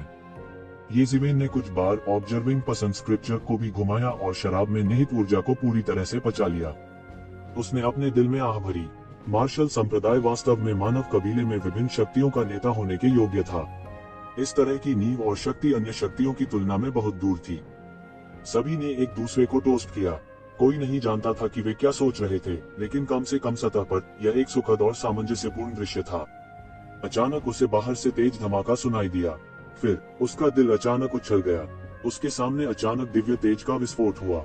अच्छा नहीं है, तू जिवेन की अभिव्यक्ति बदल गई। वह तुरंत उड़ गया और बाहर निकल गया। उपस्थित कई देवता इस समय थोड़े गूंगे थे। क्या हो रहा था? किनली दंग रह गए, लेकिन उन्होंने तुरंत प्रतिक्रिया दी। उसकी अभिव्यक्ति अचानक बदसूरत हो गई और उसने एक कदम उठा लिया।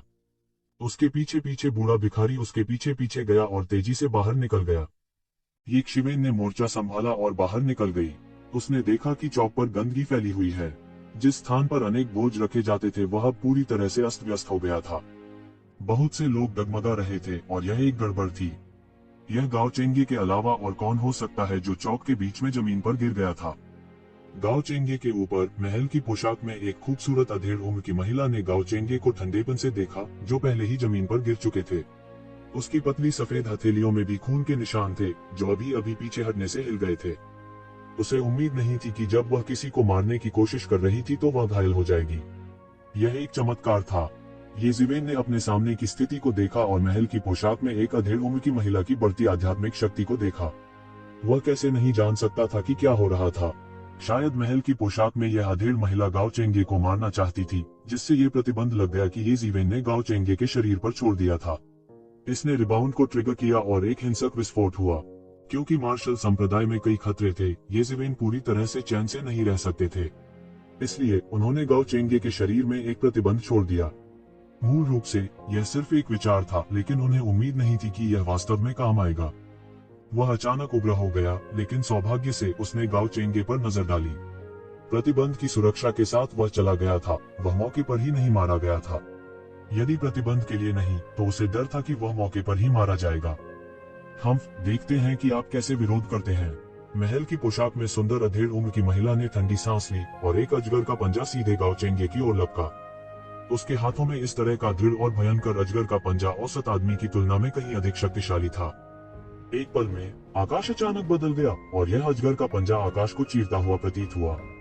जब इस स्तर के विशेषज्ञ ने हमला किया तो अचानक दुनिया एक दुखद माहौल से भर गई। ऐसा लगता था कि चौक के अन्य लोग माउंट ताई द्वारा दबे हुए थे। वे बिल्कुल भी हिलडुल नहीं सकते थे, यहाँ तक कि सांस लेना भी मुश्किल हो रहा था। हालांकि एक ठंडे खर्राटे के साथ एक और मुट्ठी आसमान में उड़ गई। महल की पोशाक में सुंदर मध्यम आयु वर्ग की महिला की ओर दौड़ते हुए उसका ड्रैगन का पंजा मौके पर ही टूट गया। आप कौन हैं? महल की पोशाक में अधेड़ उम्र की महिला ने ये जिवेन को देखा और उसकी आंखें बेहद खतरनाक रूप से चमक उठी, जैसे उसकी आंखों में बिजली की गड़गड़ाहट हो। तुम कौन हो? तुमने मेरे शिष्य पर हमला क्यों किया? ये जिवेन ने ठंडेपन से कहा। तुमने सच में मुझे निराश किया है। हम एक सम्मानित मार्शल संप्रदाय का दौरा करने आए हैं, लेकिन हम पर कई बार हमले हुए हैं। क्या आप वास्तव में सोचते हैं कि हमें धमकाना आसान है? ये जिवेन ने भीड़ पर नजर डाली और देखा कि महल की पोशाक में अधेड़ उम्र की महिला के पीछे एल्डर युआन थी। इस समय एल्डर युआन उसे घृणा से देख रहा था, जैसे कि वह उसे तलवार से मारने का इंतजार नहीं कर सकता था। क्या तुम उसके मालिक हो? महल की पोशाक में अधेड़ उम्र की महिला ने उपहास किया। अच्छा, पुराने और नए खातों को एक साथ निपटाने के लिए सही समय पर। ये जिवेन भी विनम्र नहीं थी। उसके शरीर में आध्यात्मिक शक्ति बढ़ गई। महल की पोशाक में अधेड़ उम्र की महिला का सामना करते हुए उसने बिल्कुल भी हार नहीं मानी। इससे चौक के लोगों में अफरा तफरी मच गई। दो विशेषज्ञों की आभा के तहत वे लगभग कुचल दिए गए थे। यह वास्तव में अमरों के बीच की लड़ाई थी और नश्वर लोग पीड़ित थे। रुको, वरिष्ठ अमर युआन मियाओ, तुम क्या कर रहे हो? जब दोनों के बीच लड़ाई शुरू होने वाली थी तो किनली मार्शल संप्रदाय की गहराइयों से बाहर कूद गए। उसने आसपास की स्थिति पर नजर डाली और फिर एल्डर युआन को देखा। वह कैसे नहीं जान सकता था कि यह एल्डर युआन से संबंधित था। उसने उसे जमकर देखा, फिर वरिष्ठ अमर युआन मियाओ की ओर मुड़ा और कहा, वरिष्ठ अमर युआन मियाओ, क्या तुम मेरी जगह को बर्बाद करने की कोशिश कर रहे हो? किनली, आज के मामले का तुमसे कोई लेना देना नहीं है। इसमें मत पड़ो। वरिष्ठ अमर युआन मियाओ की आंखें मारने के इरादे से भरी हुई थी। ये जिवेन और गाओ चेंगे को कील ठोंक रही थी।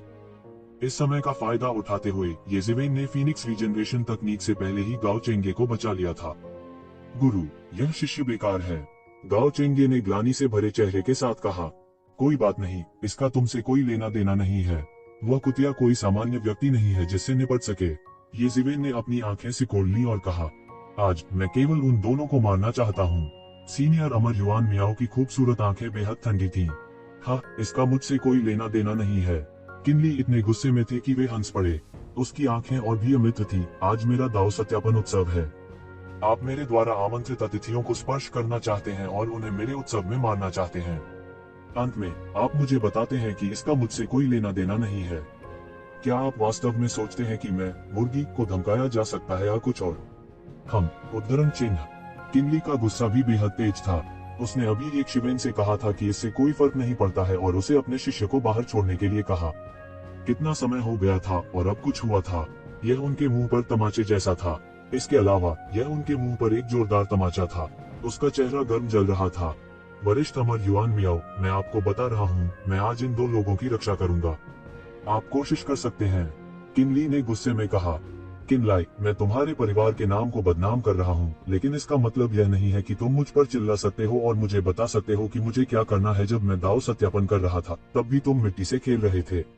वरिष्ठ अमर युआन मियाओ ने तुरंत अपना कोमल चेहरा बनाए रखना बंद कर दिया और सीधे कहा, वरिष्ठ अमर युआन मियाओ, क्या आपको लगता है कि मुझे नहीं पता?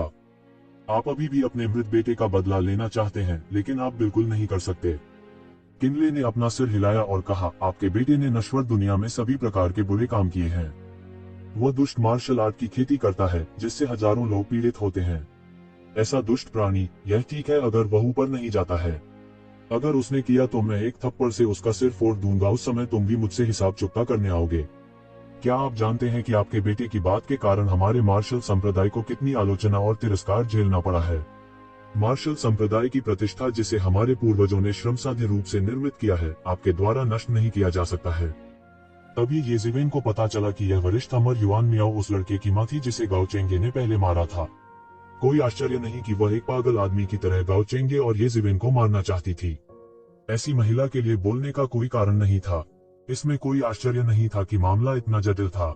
यह मार्शल संप्रदाय के एक शक्तिशाली परिवार, युआन परिवार से संबंधित होना चाहिए, अन्यथा इसे संभालना इतना मुश्किल नहीं होता, क्योंकि मोड़ और मोड़ पहले से ही बहुत स्पष्ट थे। हालांकि जब तक इस दुनिया में एक बड़ा शॉट शामिल था, जो कुछ भी मूल रूप से सरल था वह जटिल हो जाएगा। यहाँ तक मार्शल संप्रदाय, एक संप्रदाय जो मानव जाति का स्तंभ होने का दावा करता था, कोई अपवाद नहीं था।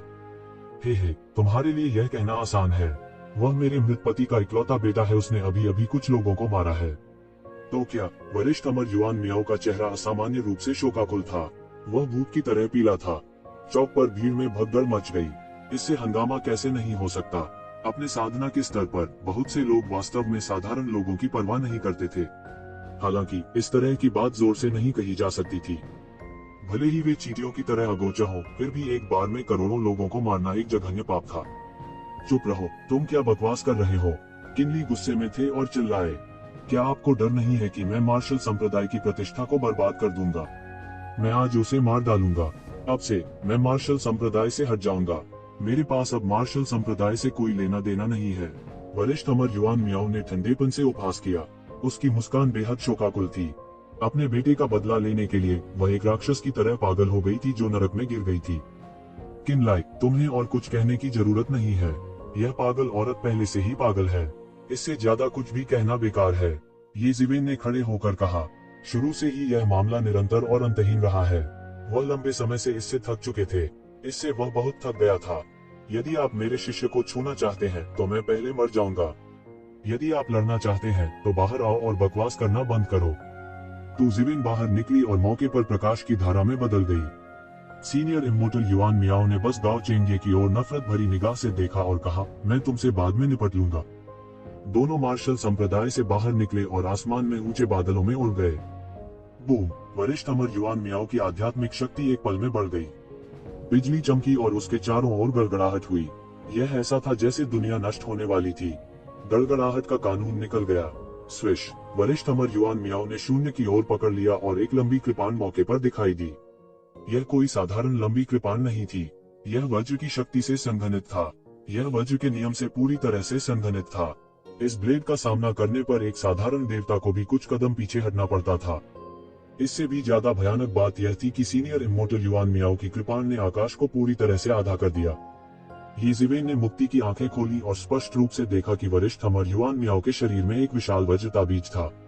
यह वज्रपात का तावीज था जिसने वरिष्ठ अमर युआन मियाओ को अपनी गड़गड़ाहट तकनीक को चरम पर प्रदर्शित करने की अनुमति दी। साधारण देवताओं को पीछे हटना पड़ा, अन्यथा वे उसकी कृपाण से मारे जाते। ठीक उसी समय जैसे ही आदरणीय युआन मियाओ की कृपाण येज़ेवेन की ओर गिरी, एक और थंडर पवित्र तकनीक उतरी। इस गड़गड़ाहट की पवित्र तकनीक में स्वर्ग के प्रतिशोध की आभा शामिल थी। येज़ेवेन ने अंततः देखा कि इस पवित्र तकनीक में निहित स्वर्ग की आभा वरिष्ठ अमर युआन मियाओ के शरीर में थंडर तावीज से आई थी। उन्होंने लगभग तुरंत निष्कर्ष निकाला कि आदरणीय युआन मियाओ वास्तव में स्वर्गीय क्लेश के भीतर बिजली के क्लेशों को इकट्ठा करने के लिए थंडरबोल्ट तावीज का उपयोग कर रहे थे। स्वर्गीय क्लेश के भीतर के सभी बिजली के क्लेशों को एक साथ एकत्रित किया गया था। यही कारण है कि वे ऐसी अद्भुत शक्ति का निर्माण कर सके। यह ठीक उसी तरह था जैसे उसने त्यानयुवान दर्पण का उपयोग स्वर्ग की गड़गड़ाहट क्लेश और परमेश्वर के क्लेश में अंडरवर्ल्ड के पानी को इकट्ठा करने के लिए किया था। यह एक दुर्लभ तकनीक थी। हालांकि यह कुछ ऐसा नहीं था जो सामान्य लोग कर सकते थे, विशेष रूप से परमेश्वर के क्लेश में पाताल का जल। यह दैवीय उपकरणों को भी क्षत विक्षत कर सकता है। केवल त्यानयुवान मिरर में अंडरवर्ल्ड का पानी हो सकता है। इस ताबीज की उत्पत्ति क्या थी? यह स्वर्ग की गड़गड़ाहट का क्लेश भी एकत्र कर सकता है। यह ज्ञात होना चाहिए कि थंडर क्लेश में ऊर्जा गौण थी। सबसे महत्वपूर्ण बात यह थी कि इसमें स्वर्ग के क्लेश की इच्छा थी। यह सबसे कठिन हिस्सा था। स्वर्ग के क्लेश की इच्छा सामान्य दिव्य उपकरणों को मौके पर ही नष्ट कर सकती है। जाहिर है, यह थंडर टेलिस्मैन सरल नहीं था। एक ही झटके से आसमान गिर गया और धरती फट गई। इस लड़ाई के परिणाम ने सीधे तौर पर पूरे मार्शल संप्रदाय को झकझोर कर रख दिया। अनगिनत दिव्य विचार बढ़ गए, इस युद्ध पर ध्यान दे रहे थे। इस कटौती के तहत येज़ेवेन बिल्कुल भी नहीं हिली। हर कोई सोचता था कि येज़ेवेन बेवकूफ थी। कितना मजबूत स्लैश है। निश्चित रूप से पौराणिक थंडर टेलिस्मैन अपने शरीर में असीम रूप से शक्तिशाली है। वह थंडर टेलिस्मैन है जो उसके दादाजी ने व्यक्तिगत रूप से महामहिम सम्राट किन से मांगा था। यह असीम रूप से शक्तिशाली है। मुझे नहीं पता कि येज़ेवेन इसे ले सकती है या नहीं, लेकिन यह कहना मुश्किल है। येज़ेवेन चाहे कितनी भी शक्तिशाली क्यों न हो, यह कहना मुश्किल है कि क्या उसका सामना सीनियर इमॉर्टल युआन मियाओ से होगा। वरिष्ठ अमर युआन मियाओ अपने बेटे के लिए पागल हो गया है। वह पूरी तरह से पागल है। ओह तेरी! किनली अचानक चिंतित हो गए। आदरणीय अमर युआन मियाओ ने मेरे जन्म से पहले भी अपने ताव को साबित कर दिया था। अब उन्होंने उन्नत अमर स्तर में भी प्रवेश कर लिया है। हालांकि येज़ेवेन ने अपने ताव को साबित कर दिया है, लेकिन वह अधिक से अधिक शुरुआती अमर स्तर पर है। हम उससे कैसे निपटेंगे? चिंता मत करो, मुझे डर है कि जिस छोटे दोस्त को तुम जानते हो वह इतना आसान नहीं है। हालांकि उसके बगल में बूढ़े भिखारी ने उसे रोक दिया। किनली की तुलना में बूढ़े भिखारी को येज़ेवेन पर बहुत अधिक भरोसा था। यह छोटा दोस्त इतना सरल नहीं था। सबका दिल अचानक से थर्रा उठा। तुम्हें क्या लगता है कि तुम कौन हो? तुम्हारी यह करने की हिम्मत कैसे हुई? वरिष्ठ अमर युआन मियाओ गुस्से से जल रहा था। उसके हाथ में गड़गड़ाहट की शक्ति से संघनित लंबा कृपाण अनंत शक्ति के साथ लंबा और बड़ा होता गया। येज़ेवेन के हाव भाव नहीं बदले। उसने धीरे धीरे अपनी चाल चली। हालांकि यह बहुत धीमा दिखता था, यह वास्तव में बिजली की तरह तेज था। यह इतनी तेज थी कि देखने में असहज थी। बूम! एक पल में येज़ेवेन की हथेली लंबे वज्र कृपाण से टकराई। यह एक चौंकाने वाली टक्कर थी। दोनों पक्षों ने एक चौंकाने वाली आवाज की और एक चमकदार रोशनी फूट पड़ी। दिव्य प्रकाश की किरणें आकाश में उठी। वज्र की शक्ति तुरंत निकली और सभी दिशाओं में फैल गई। हालांकि हर किसी की कल्पना में येज़ेवेन को काटकर मार डाले जाने का दृश्य नहीं था। इसके विपरीत उन वज्रपातों की शक्ति सीधे येज़ेवेन के शरीर पर गिरी और फिर पच गई। यह आश्चर्यजनक शक्ति के साथ प्रस्फुटित नहीं हुआ जैसा कि उन्होंने कल्पना की थी। यह कैसे संभव है? वरिष्ठ अमर युआन मियाओ गुस्से में थे। वो लगातार दहाड़ती रही और अपने पूरे शरीर की आध्यात्मिक शक्ति का आग्रह करती रही। अपने शरीर में वज्र के तावीज का उपयोग करके येज़ेवेन को एक ही झटके में मौत के घाट उतार दिया। उसकी गड़गड़ाहट की तकनीक को बहुत ही अद्भुत स्तर तक विकसित किया गया था। इसे अप्रत्याशित और चौंकाने वाला कहा जा सकता है। उसके शरीर में गड़गड़ाहट के तावीज के साथ मिलकर उसकी ताकत पहले से ही पागल हो जाने के लिए पर्याप्त थी। धिक्कार है, मुझे विश्वास नहीं होता कि मैं आज तुम्हें नहीं मार सकता। वरिष्ठ अमर युआन मियाओ के शरीर में आध्यात्मिक शक्ति का विस्फोट हुआ, जिससे एक भयानक वज्र भंवर बन गया। यह भंवर बड़ा और बड़ा होता गया, येज़ेवेन की ओर फटा जा रहा था। प्रस्फुटित वरिष्ठ अमर युआन मियाओ के सामने येज़ेवेन की आंखें अतुलनीय रूप से शांत थीं। हम्फ! येज़ेवेन ने ठंडी सांस ली। उसकी पांचों उंगलियां तुरंत मुट्ठी में दब गईं, मानव पद की दुनिया में बदल गईं। यह एक वास्तविक दुनिया की तरह सजीव था। इसमें सभी प्रकार के देश थे और यह तुरंत वज्र भंवर में फट गया। बूम! सबकी चौकस निगाहों में वज्र भंवर इंच दर इंच बिखर गया। वरिष्ठ अमर युआन मियाओ को जिस अद्वितीय कौशल पर गर्व था, वह येज़ेवेन के 6 पाथर्स ऑफ रीइंकार्नेशन फिस्ट के सामने कुछ भी नहीं था। क्या वह दानव कबीले के पुनर्जन्म के 6 रास्ते नहीं है? यह उसके हाथों में कैसे हो सकता है? और सबसे महत्वपूर्ण बात यह है कि जब वह इसका उपयोग करता है तो कोई राक्षसी नहीं होती है। मार्शल आर्ट संप्रदाय ने कई वर्षों तक दानव कबीले से संघर्ष किया था। वे दानव कबीले के पुनर्जन्म मुट्ठी के प्रसिद्ध 6 पथों के बारे में कैसे नहीं जान सकते थे। हालांकि येज़िवेन की 6 पाथर्स ऑफ रीइंकार्नेशन फिस्ट असुर कबीले के 6 पाथर्स ऑफ रीइंकार्नेशन फिस्ट से बिल्कुल अलग थी जिसे उन्होंने पहले देखा था। उसमें उस तरह की सघन शैतानी शक्ति नहीं थी। इसके विपरीत इसमें एक प्रकार की राजसी भावना थी। यह इसके बारे में सबसे अजीब बात थी। मेरे लिए तोड़ो, येज़िवेन चिल्लाया। जिस मानव पथ की दुनिया को उसने अपनी मुट्ठी से उड़ाया था वह अभी भी बमबारी कर रही थी। वज्र भंवर जो बमुश्किल उसके साथ मुकाबला कर सकता था एक पल में ढह गया।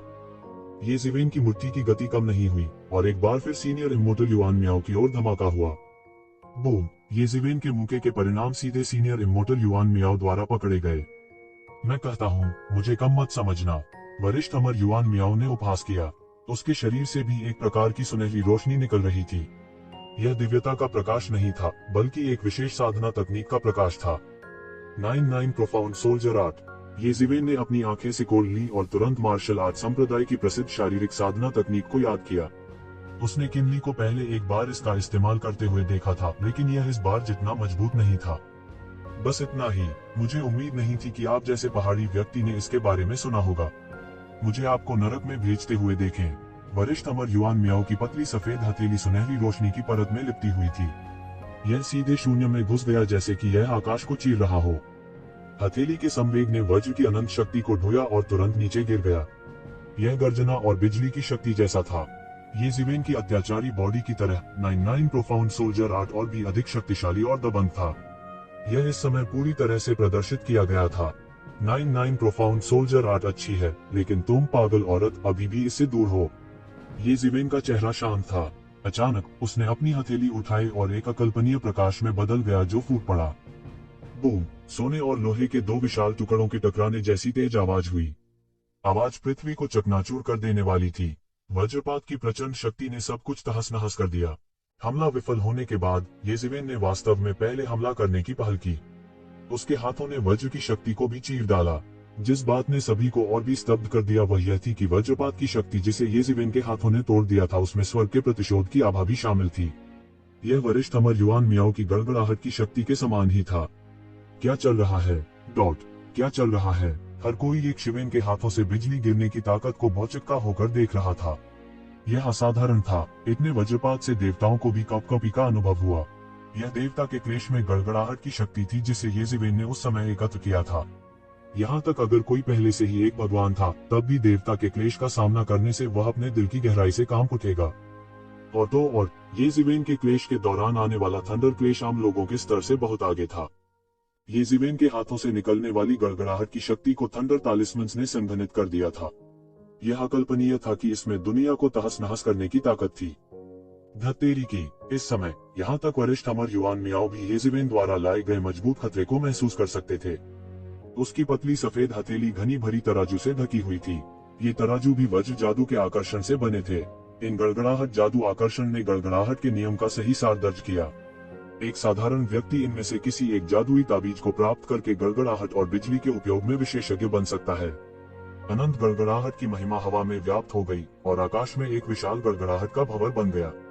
फिर यह भंवर येज़िवेन की ओर नीचे की ओर दबा। बूम! यह वज्र की शक्ति की टक्कर थी। यह समुद्र की 2 विशाल लहरों के टकराने जैसा था जो हलकों में बह रही थी। और ये तो बस शुरुआत थी। स्वर्ग के क्लेश से संबंधित आपदा आभा फैल गई। विशाल ऐश्वर्य एक ही बार में फैल जाता है, शून्य को कुचल देता है और निर्वात को चकनाचूर कर देता है। बूम! बूम! बूम! दोनों पूरे रास्ते लड़े और ब्रह्मांड में घुस गए। इतने बड़े झटके ने कई शक्तिशाली अस्तित्वों को भयभीत कर दिया। युद्ध के परिणाम ने भी दुनिया को लगातार हिलाकर रख दिया। यह बहुत भयानक था। उन दोनों के पास ईश्वर स्तर की युद्ध शक्ति थी। वे अपने हाथों की आकस्मिक लिफ्ट से सितारों को चकनाचूर कर सकते थे। दोनों में से किसी ने भी अपनी युद्ध शक्ति को संयमित नहीं किया। वे अपने हाथों की लहर से आकाशगंगा को चकनाचूर कर सकते थे। दोनों के बीच लड़ाई अपेक्षाकृत भयंकर थी, विशेष रूप से वरिष्ठ अमर युआन मियाओ। हालांकि वह एक महिला थी, 99 प्रोफाउंड वेपन तकनीक पर भरोसा करते हुए उसने बिल्कुल भी हार नहीं मानी। येज़िवेन ने जितने भी लोगों को कभी नहीं देखा था उससे कहीं ज्यादा उसने जमकर लड़ाई की। अतीत में ये जीवेन की अत्याचारी बॉडी तकनीक की अत्याचारी ताकत के साथ बहुत से लोग उससे सीधे लड़ने की हिम्मत नहीं करते थे। दोनों के बीच लड़ाई में चिंगारी निकली, लेकिन धीरे धीरे ये जीवेन ने फिर भी बढ़त बना ली। मानव दाव मुट्ठी। ये जीवेन की मुट्ठी स्वर्ग के नीले गुंबद में घुस गई। मानवता की दुनिया ने सब कुछ दबा दिया। मानव जाति के इस आधार शिविर की सहायता से उसका पराक्रम आश्चर्यजनक स्तर तक बढ़ गया। यह मानव दाव फिस्ट है। असंभव। मैंने शूरा जनजाति के पुनर्जन्म के सिक्स पाथर्स फिस्ट को पहले देखा है। इसमें ऐसी शक्ति नहीं है। सीनियर इमॉर्टल युआन मियाओ, जिसकी वज्रपात ये जीवेन के मुंह से बिखर गई थी, पीछे हत्ती और दहाड़ती रही। ये जीवेन के विपरीत वह कई वर्षों से थंडर लॉ की खेती पर ध्यान केंद्रित कर रही थी। हालांकि उसने 9-9 प्रोफाउंड वेपन तकनीक की भी खेती की थी, यह उसके थंडर लॉ की तुलना में कुछ भी नहीं था। उनकी मुट्ठी की तकनीक, हथेली की तकनीक, ब्लेड की तकनीक, तलवार की तकनीक, वज्र की शक्ति, आग का नियम, उनकी हमला करने की तकनीक लगभग अंतहीन थी। वह लगातार बदल रहा था। इससे भी अधिक भयानक बात यह थी कि उसने उनमें से प्रत्येक को शिखर तक विकसित किया था। वरिष्ठ अमर युआन मियाओ की आंखें अविश्वसनीयता से भरी थीं। उसे विश्वास ही नहीं हो रहा था। यह कैसे संभव हुआ? अनंत समय वाला देवता भी इस तरह नहीं खेलेगा।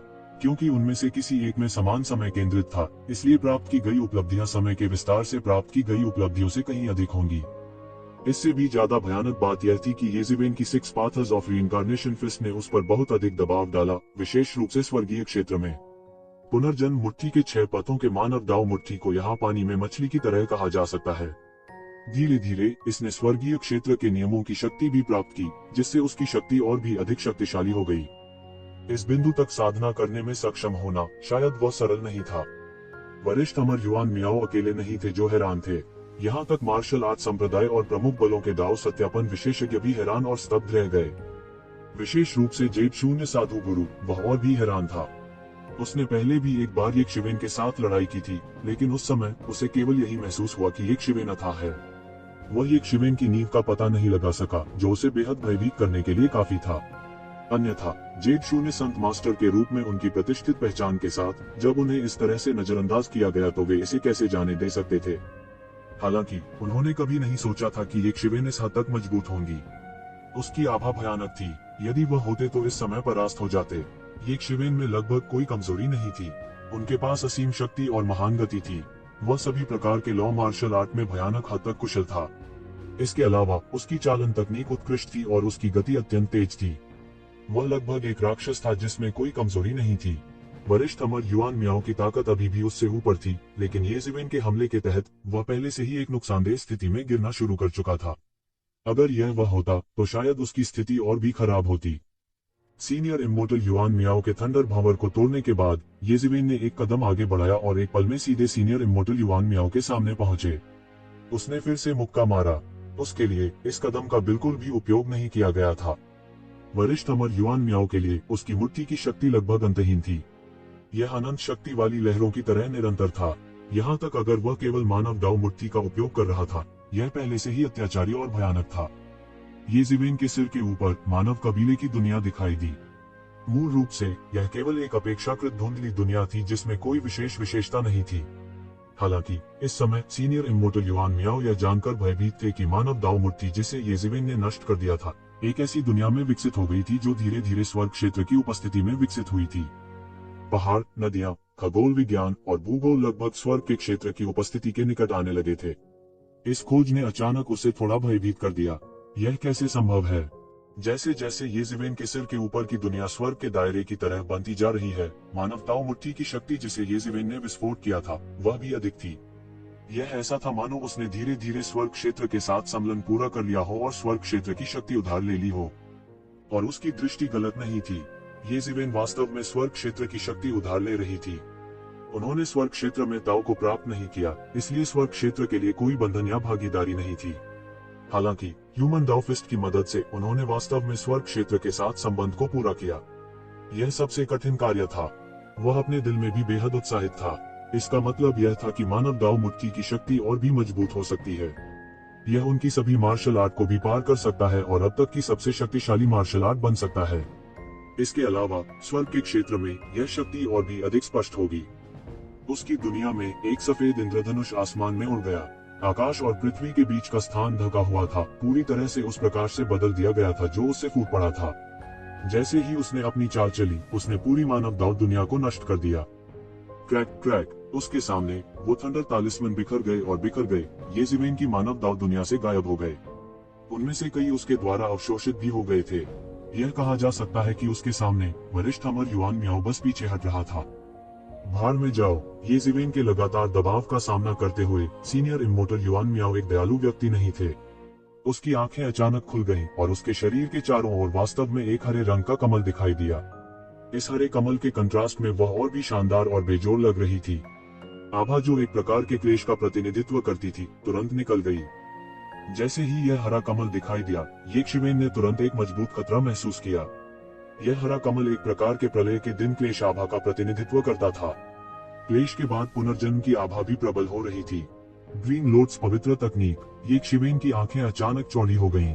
यह मार्शल संप्रदाय के सम्राट किन की प्रसिद्ध खोई हुई तकनीक ब्लू लोड्स पवित्र तकनीक थी। एक बार इस पवित्र तकनीक का उपयोग करने के बाद किसी की अपनी शक्ति जल जाएगी और यह विनाशकारी शक्ति के साथ प्रस्फुटित होगी। बूम! हरे कमल से हरी रोशनी की परतें फूट पड़ी। यह वास्तव में सीधे तौर पर येज़िवेन की मानव दाव शक्ति को उछाल रहा था, जो उसे दबा रही थी, उसे वरिष्ठ अमर युआन मियाओ के शरीर के पास जाने से रोक रही थी।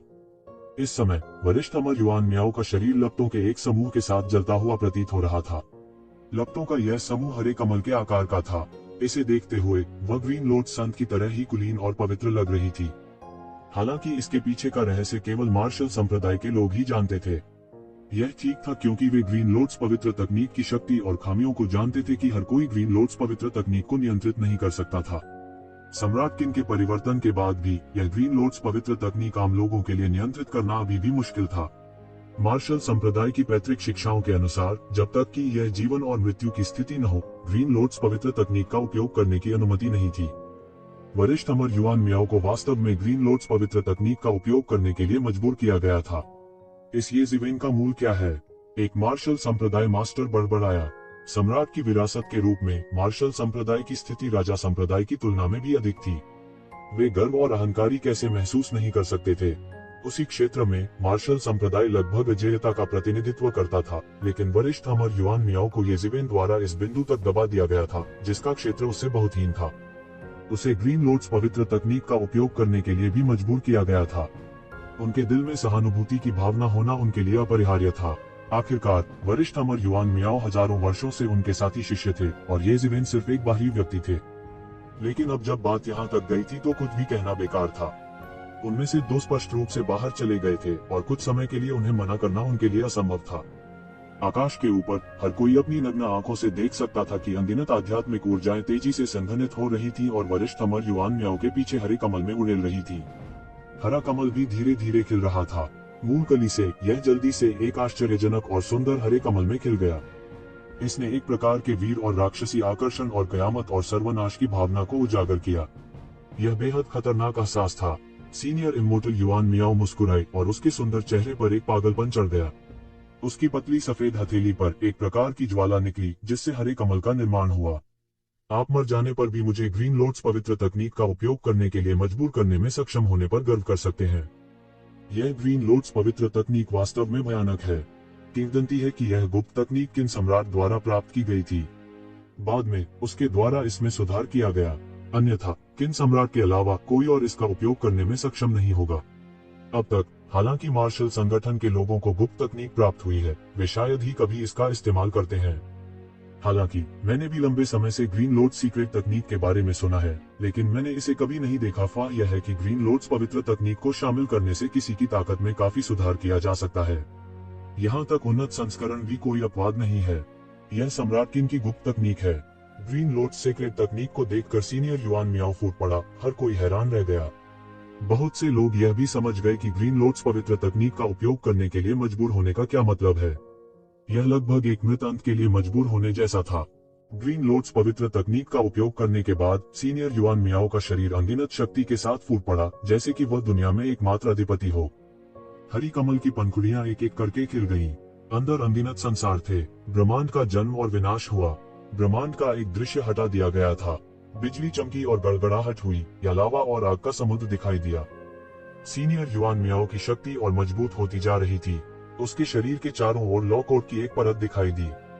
यह पूरी तरह से विनाशकारी शक्ति और विनाशकारी शक्ति से भरपूर ग्रीन लॉर्ड्स पवित्र ज्वाला द्वारा संघनित था। आज का दिन तुम मरो, इस बिंदु पर मजबूर होकर सीनियर युआन मियाओ पूरी तरह से पागल हो गया था। ये जीवेन का सामना करते हुए उसके पतले सफेद हाथ सीधे फट गए। गड़गड़ाहट और बिजली की असीम शक्ति ग्रीन लॉर्ड्स पवित्र ज्वाला के साथ जुड़ी हुई है। गड़गड़ाहट और आग की शक्ति ये शिवेन की ओर गिर गई। बूम! दोनों सीधे आपस में टकरा गए। ये जीवेन ने अचानक महसूस किया कि यह ग्रीन लॉर्ड्स पवित्र लॉ भी सीधे ऊपर चली गई। एक भयंकर जानवर की तरह इसने ये जीवेन की बाह को काट लिया और उसके हाथ को पूरी तरह से खा गया। ये शिवेन बार बार पीछे हटी। उन्होंने इस हरे कमल की पवित्र ज्वाला को नष्ट करने के लिए अपनी आध्यात्मिक शक्ति को लगातार परिचालित किया। हालांकि सीनियर युआन मियाओ ने उन्हें बिल्कुल भी समय नहीं दिया। वह सीधे मौके पर पहुंची। हरा कमल पवित्र ज्वाला और भी अधिक प्रज्वलित थी। ये शिवेन बार बार पीछे हटी। इसके लिए वह तैयार हो चुके थे। हालांकि ग्रीन लॉर्ड्स होली फ्लेम की शक्ति उसकी कल्पना से बहुत परे थी। इसमें एक प्रकार की भयानक विनाशकारी शक्ति समाहित थी। वह सिवाय नहीं रह सका।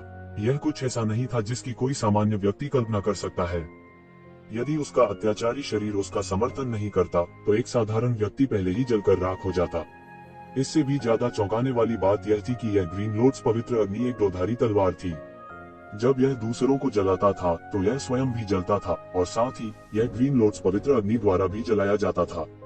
ग्रीन लॉर्ड्स पवित्र अग्नि द्वारा खुद को जलाए जाने से रोकने के लिए मार्शल संप्रदाय में कुछ गुप्त विधि होनी चाहिए। वह केवल ग्रीन लॉर्ड्स पवित्र अग्नि को बुझाना जारी रख सकता था। लंबे समय के बाद उसने आखिरकार ग्रीन लॉर्ड्स पवित्र अग्नि को बुझा दिया, लेकिन वह पहले से ही पूरी तरह से नुकसान में था। पागल वरिष्ठ अमर युआन मियाओ का सामना करते हुए ये जीवेन लापरवाही से नहीं लड़ सकती थी। ग्रीन लॉर्ड्स पवित्र अग्नि की शक्ति बहुत अधिक थी। धत्तेरी की! ये शिवेन ने जोर से दहाड़ लगाए। एक राक्षसी आभा उसके शरीर से निकली और एक ध्वज बनाया जो उसके चारों ओर लिपटा हुआ था। फिर उसके शरीर की सतह पर एक प्रचंड आग दिखाई दी। यह नानमिंगली फायर था। कुछ तेज तर्रार लोगों ने तुरंत पहचान लिया कि यह नानमिंगली फायर है। बहुत से लोगों की आंखें आश्चर्य से चमक उठी क्योंकि ये जीवेन के शरीर पर बहुत सारे रहस्य थे। चाहे वह नानमिंग मिथिकल फायर हो या पुनर्जन्म फिस्ट के 6 पथ, वे सभी सर्वोच्च गुप्त तकनीकें थीं जो प्राचीन फीनिक्स क्षेत्र या दानव क्षेत्र से संबंधित थीं। वह उन्हें कहां से मिला? इसके अलावा यह बहुत शुद्ध था। ऐसा नहीं लगता था कि पैमाना पाकर जबरदस्ती खेती की गई है। उसे सबसे सही साधना पद्धति प्राप्त करनी चाहिए थी। विशेष रूप से क्या नानमिंगली फायर ने यह नहीं कहा था कि फीनिक्स कबीले के सबसे प्रामाणिक वंश ही इसका अभ्यास कर सकते हैं? ऐसा कैसे हुआ कि इस समय ऐसा नहीं लग रहा था? क्या ऐसा हो सकता है कि ये जीवेन के पास भी फीनिक्स कबीले का खून था? किनली, यह छोटा दोस्त जिसे आप जानते हैं, वह सरल भी नहीं है। बूढ़े भिखारी ने लौकी उठाई, एक घूंट लिया और आह भरते हुए बोला। किनली ने गंभीरता से सिर हिलाया। ये जीवेन के तरीके उनके शुरुआती अनुमान से कहीं अधिक शक्तिशाली थे। मूल रूप से उसने सोचा था कि ये जीवेन सीनियर इमोर्टल युआन मियाओ के ग्रीन लॉर्ड सेक्रेट फायर से हार जाएंगे। अब ऐसा लग रहा था कि यह इतना आसान नहीं था। आह, क्या दुर्भाग्य है! यह पहली बार था जब ये जीवेन ने किसी दैवीय उपकरण का सहारा लिया था। इसने संकेत दिया कि एक शिवेन गंभीर होने लगी थी। इसने यह भी संकेत दिया कि एक क्षण पहले इतनी तीव्र लड़ाई एक शिवेन को थोड़ा सा भी हिलाने और उसे अपनी असली ताकत का उपयोग करने के लिए मजबूर करने में सक्षम नहीं थी। इस छोटे से दोस्त की लड़ाई शैली हमारे मार्शल संप्रदाय के समान मूल प्रतीत होती है। यह इस तथ्य के लिए नहीं था कि उसकी साधना तकनीक पूरी तरह से अलग है, तो मुझे यह भी लगता कि वह हमारे मार्शल संप्रदाय के किसी सर्वोच्च विशेषज्ञ द्वारा गुप्त रूप से एक शिष्य था। बूढ़े भिखारी ने भावना के साथ कहा, अगर यह होता मामला है तो यह बहुत अच्छा होगा। ऐसी प्रतिभा होना निश्चित रूप से कोई बुरी बात नहीं थी। यह असंभव नहीं था। वास्तव में उनमें से कुछ के अलावा जिन्होंने दिन भर खेती की, उनमें से कई ने हजारों या दसियों हजारों वर्षों से अपनी खेती नहीं बदली थी। उनका इधर उधर भटकना बहुत सामान्य बात थी। वे यूं ही एक बच्चे को कुछ संकेत दे सकते थे और कई वर्षों के बाद वह बच्चा एक दुनिया का अधिपति बन जाएगा। ऐसे मामलों को सामान्य कहा जा सकता है और यह अजीब नहीं था। अगर ऐसा होता तो बहुत अच्छा होता। हालांकि ये जीवेन द्वारा उपयोग की जाने वाली प्रत्येक मार्शल आर्ट बहुत प्रसिद्ध मार्शल आर्ट थी जो उनके मार्शल संप्रदाय से पूरी तरह से अलग थी, इसलिए इसे केवल एक मजाक के रूप में माना जा सकता था। दानव बुलाने वाले बैनर के साथ उसकी रक्षा करते हुए ये जीवेन ने अचानक बहुत अच्छा महसूस किया। बाहर नानमिंग मिथिकल फायर था, बीच में दानव समन बैनर और उसका अपना अत्याचारी शरीर जिसने ग्रीन लॉर्ड सेक्रेट फायर के खिलाफ उसके प्रतिरोध में बहुत सुधार किया। स्काई फ्लिपिंग सील, उसने दहाड़ा और दोनों हाथों से सील को चुटकी में दबा लिया। उसका दाहिना हाथ सीधे एक विशाल मुहर में बदल गया और यह हवा में आदरणीय अमर युआन मियाओ की ओर चला गया। ये जिवेन की स्काई फ्लिपिंग सील लुढ़क गई और दुनिया हिल गई। इसने आकाश को ढांक लिया जैसे कि दुनिया वास्तव में लुढ़कने वाली थी। इसीलिए इसे स्काई फ्लिपिंग सील कहा जाता था। इसमें अकल्पनीय शक्ति थी। मरना। आदरणीय अमर युआन मियाओ की आंखें रोशनी से फट गईं। उसने शोधन पर कदम रखा और उसका शरीर तोप के गोले की तरह फट गया। उसने सीधे ग्रीन लोड्स पवित्र अग्नि को अपने वज्र भंवर में एकीकृत किया और ये जिवेन की ओर विस्फोट किया। बूम! वज्र भंवर और ये जिवेन की स्काई फ्लिपिंग सील सीधे टकरा गई। यह एक और चौंकाने वाली टक्कर थी और दोनों पक्ष समान रूप से मेल खाते थे।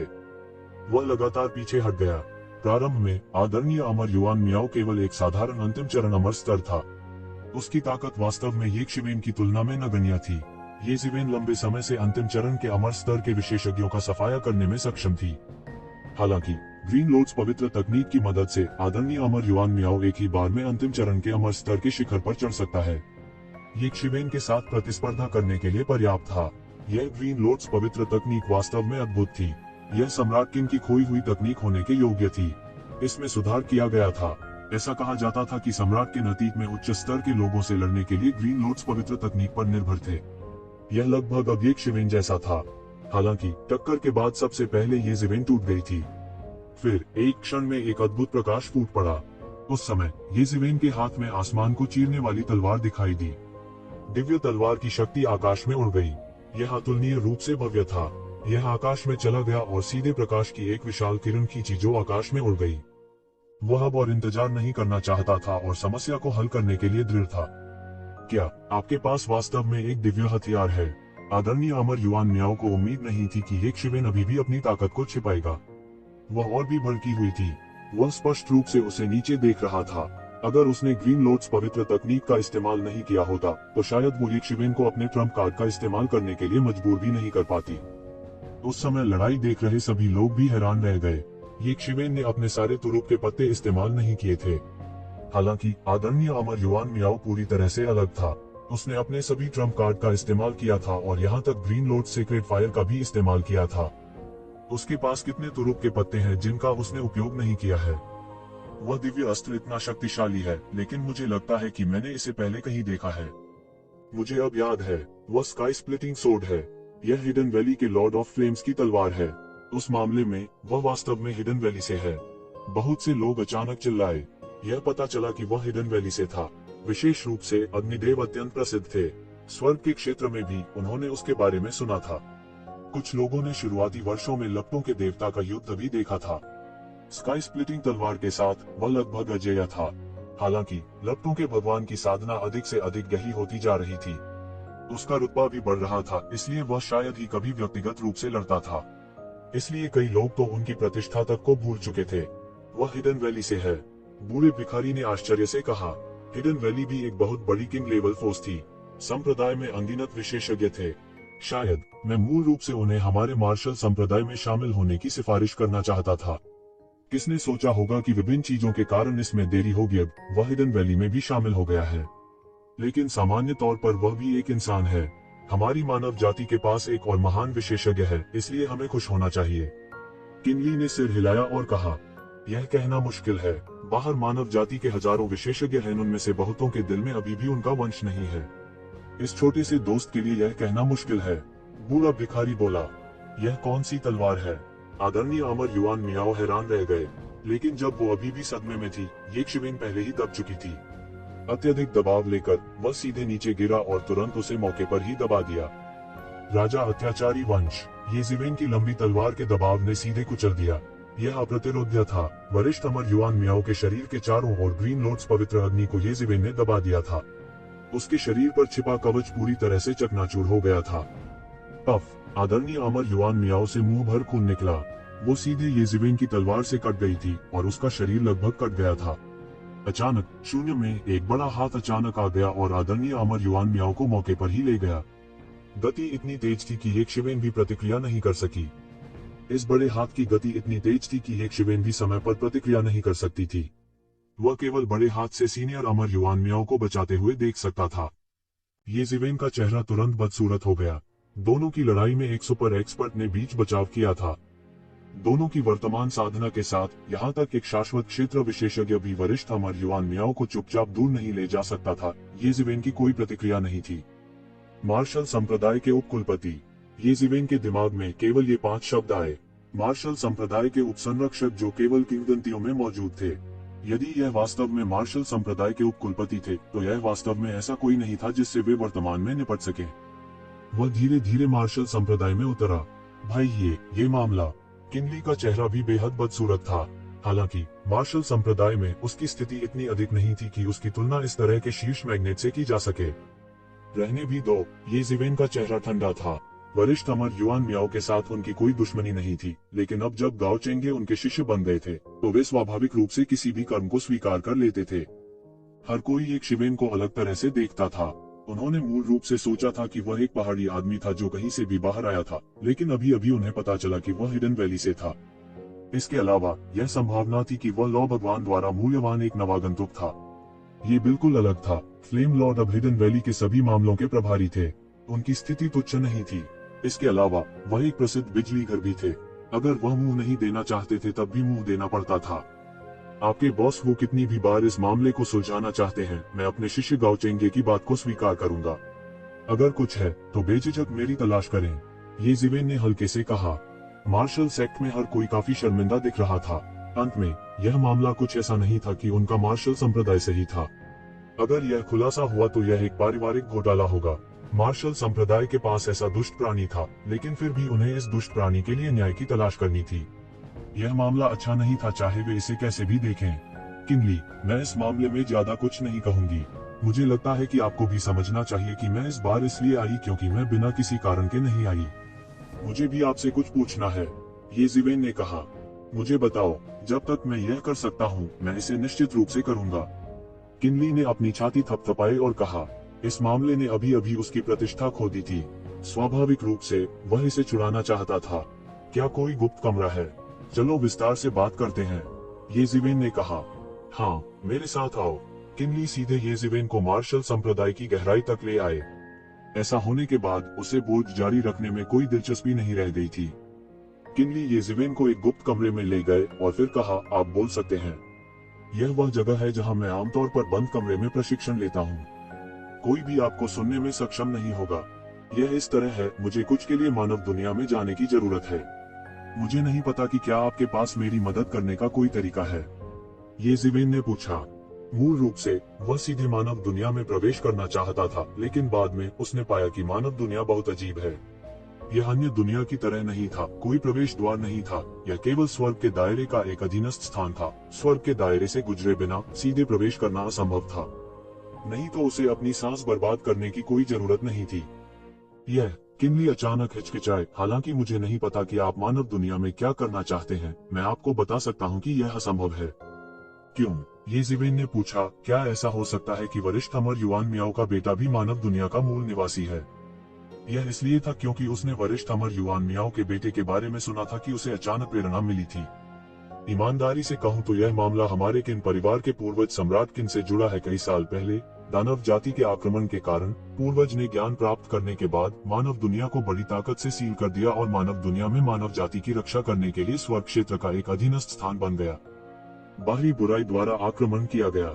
जब तक स्वर्ग क्षेत्र की सारी मानव जाति युद्ध में नहीं मरती, तब तक कोई भी मानव संसार के विकास को प्रभावित नहीं कर सकता।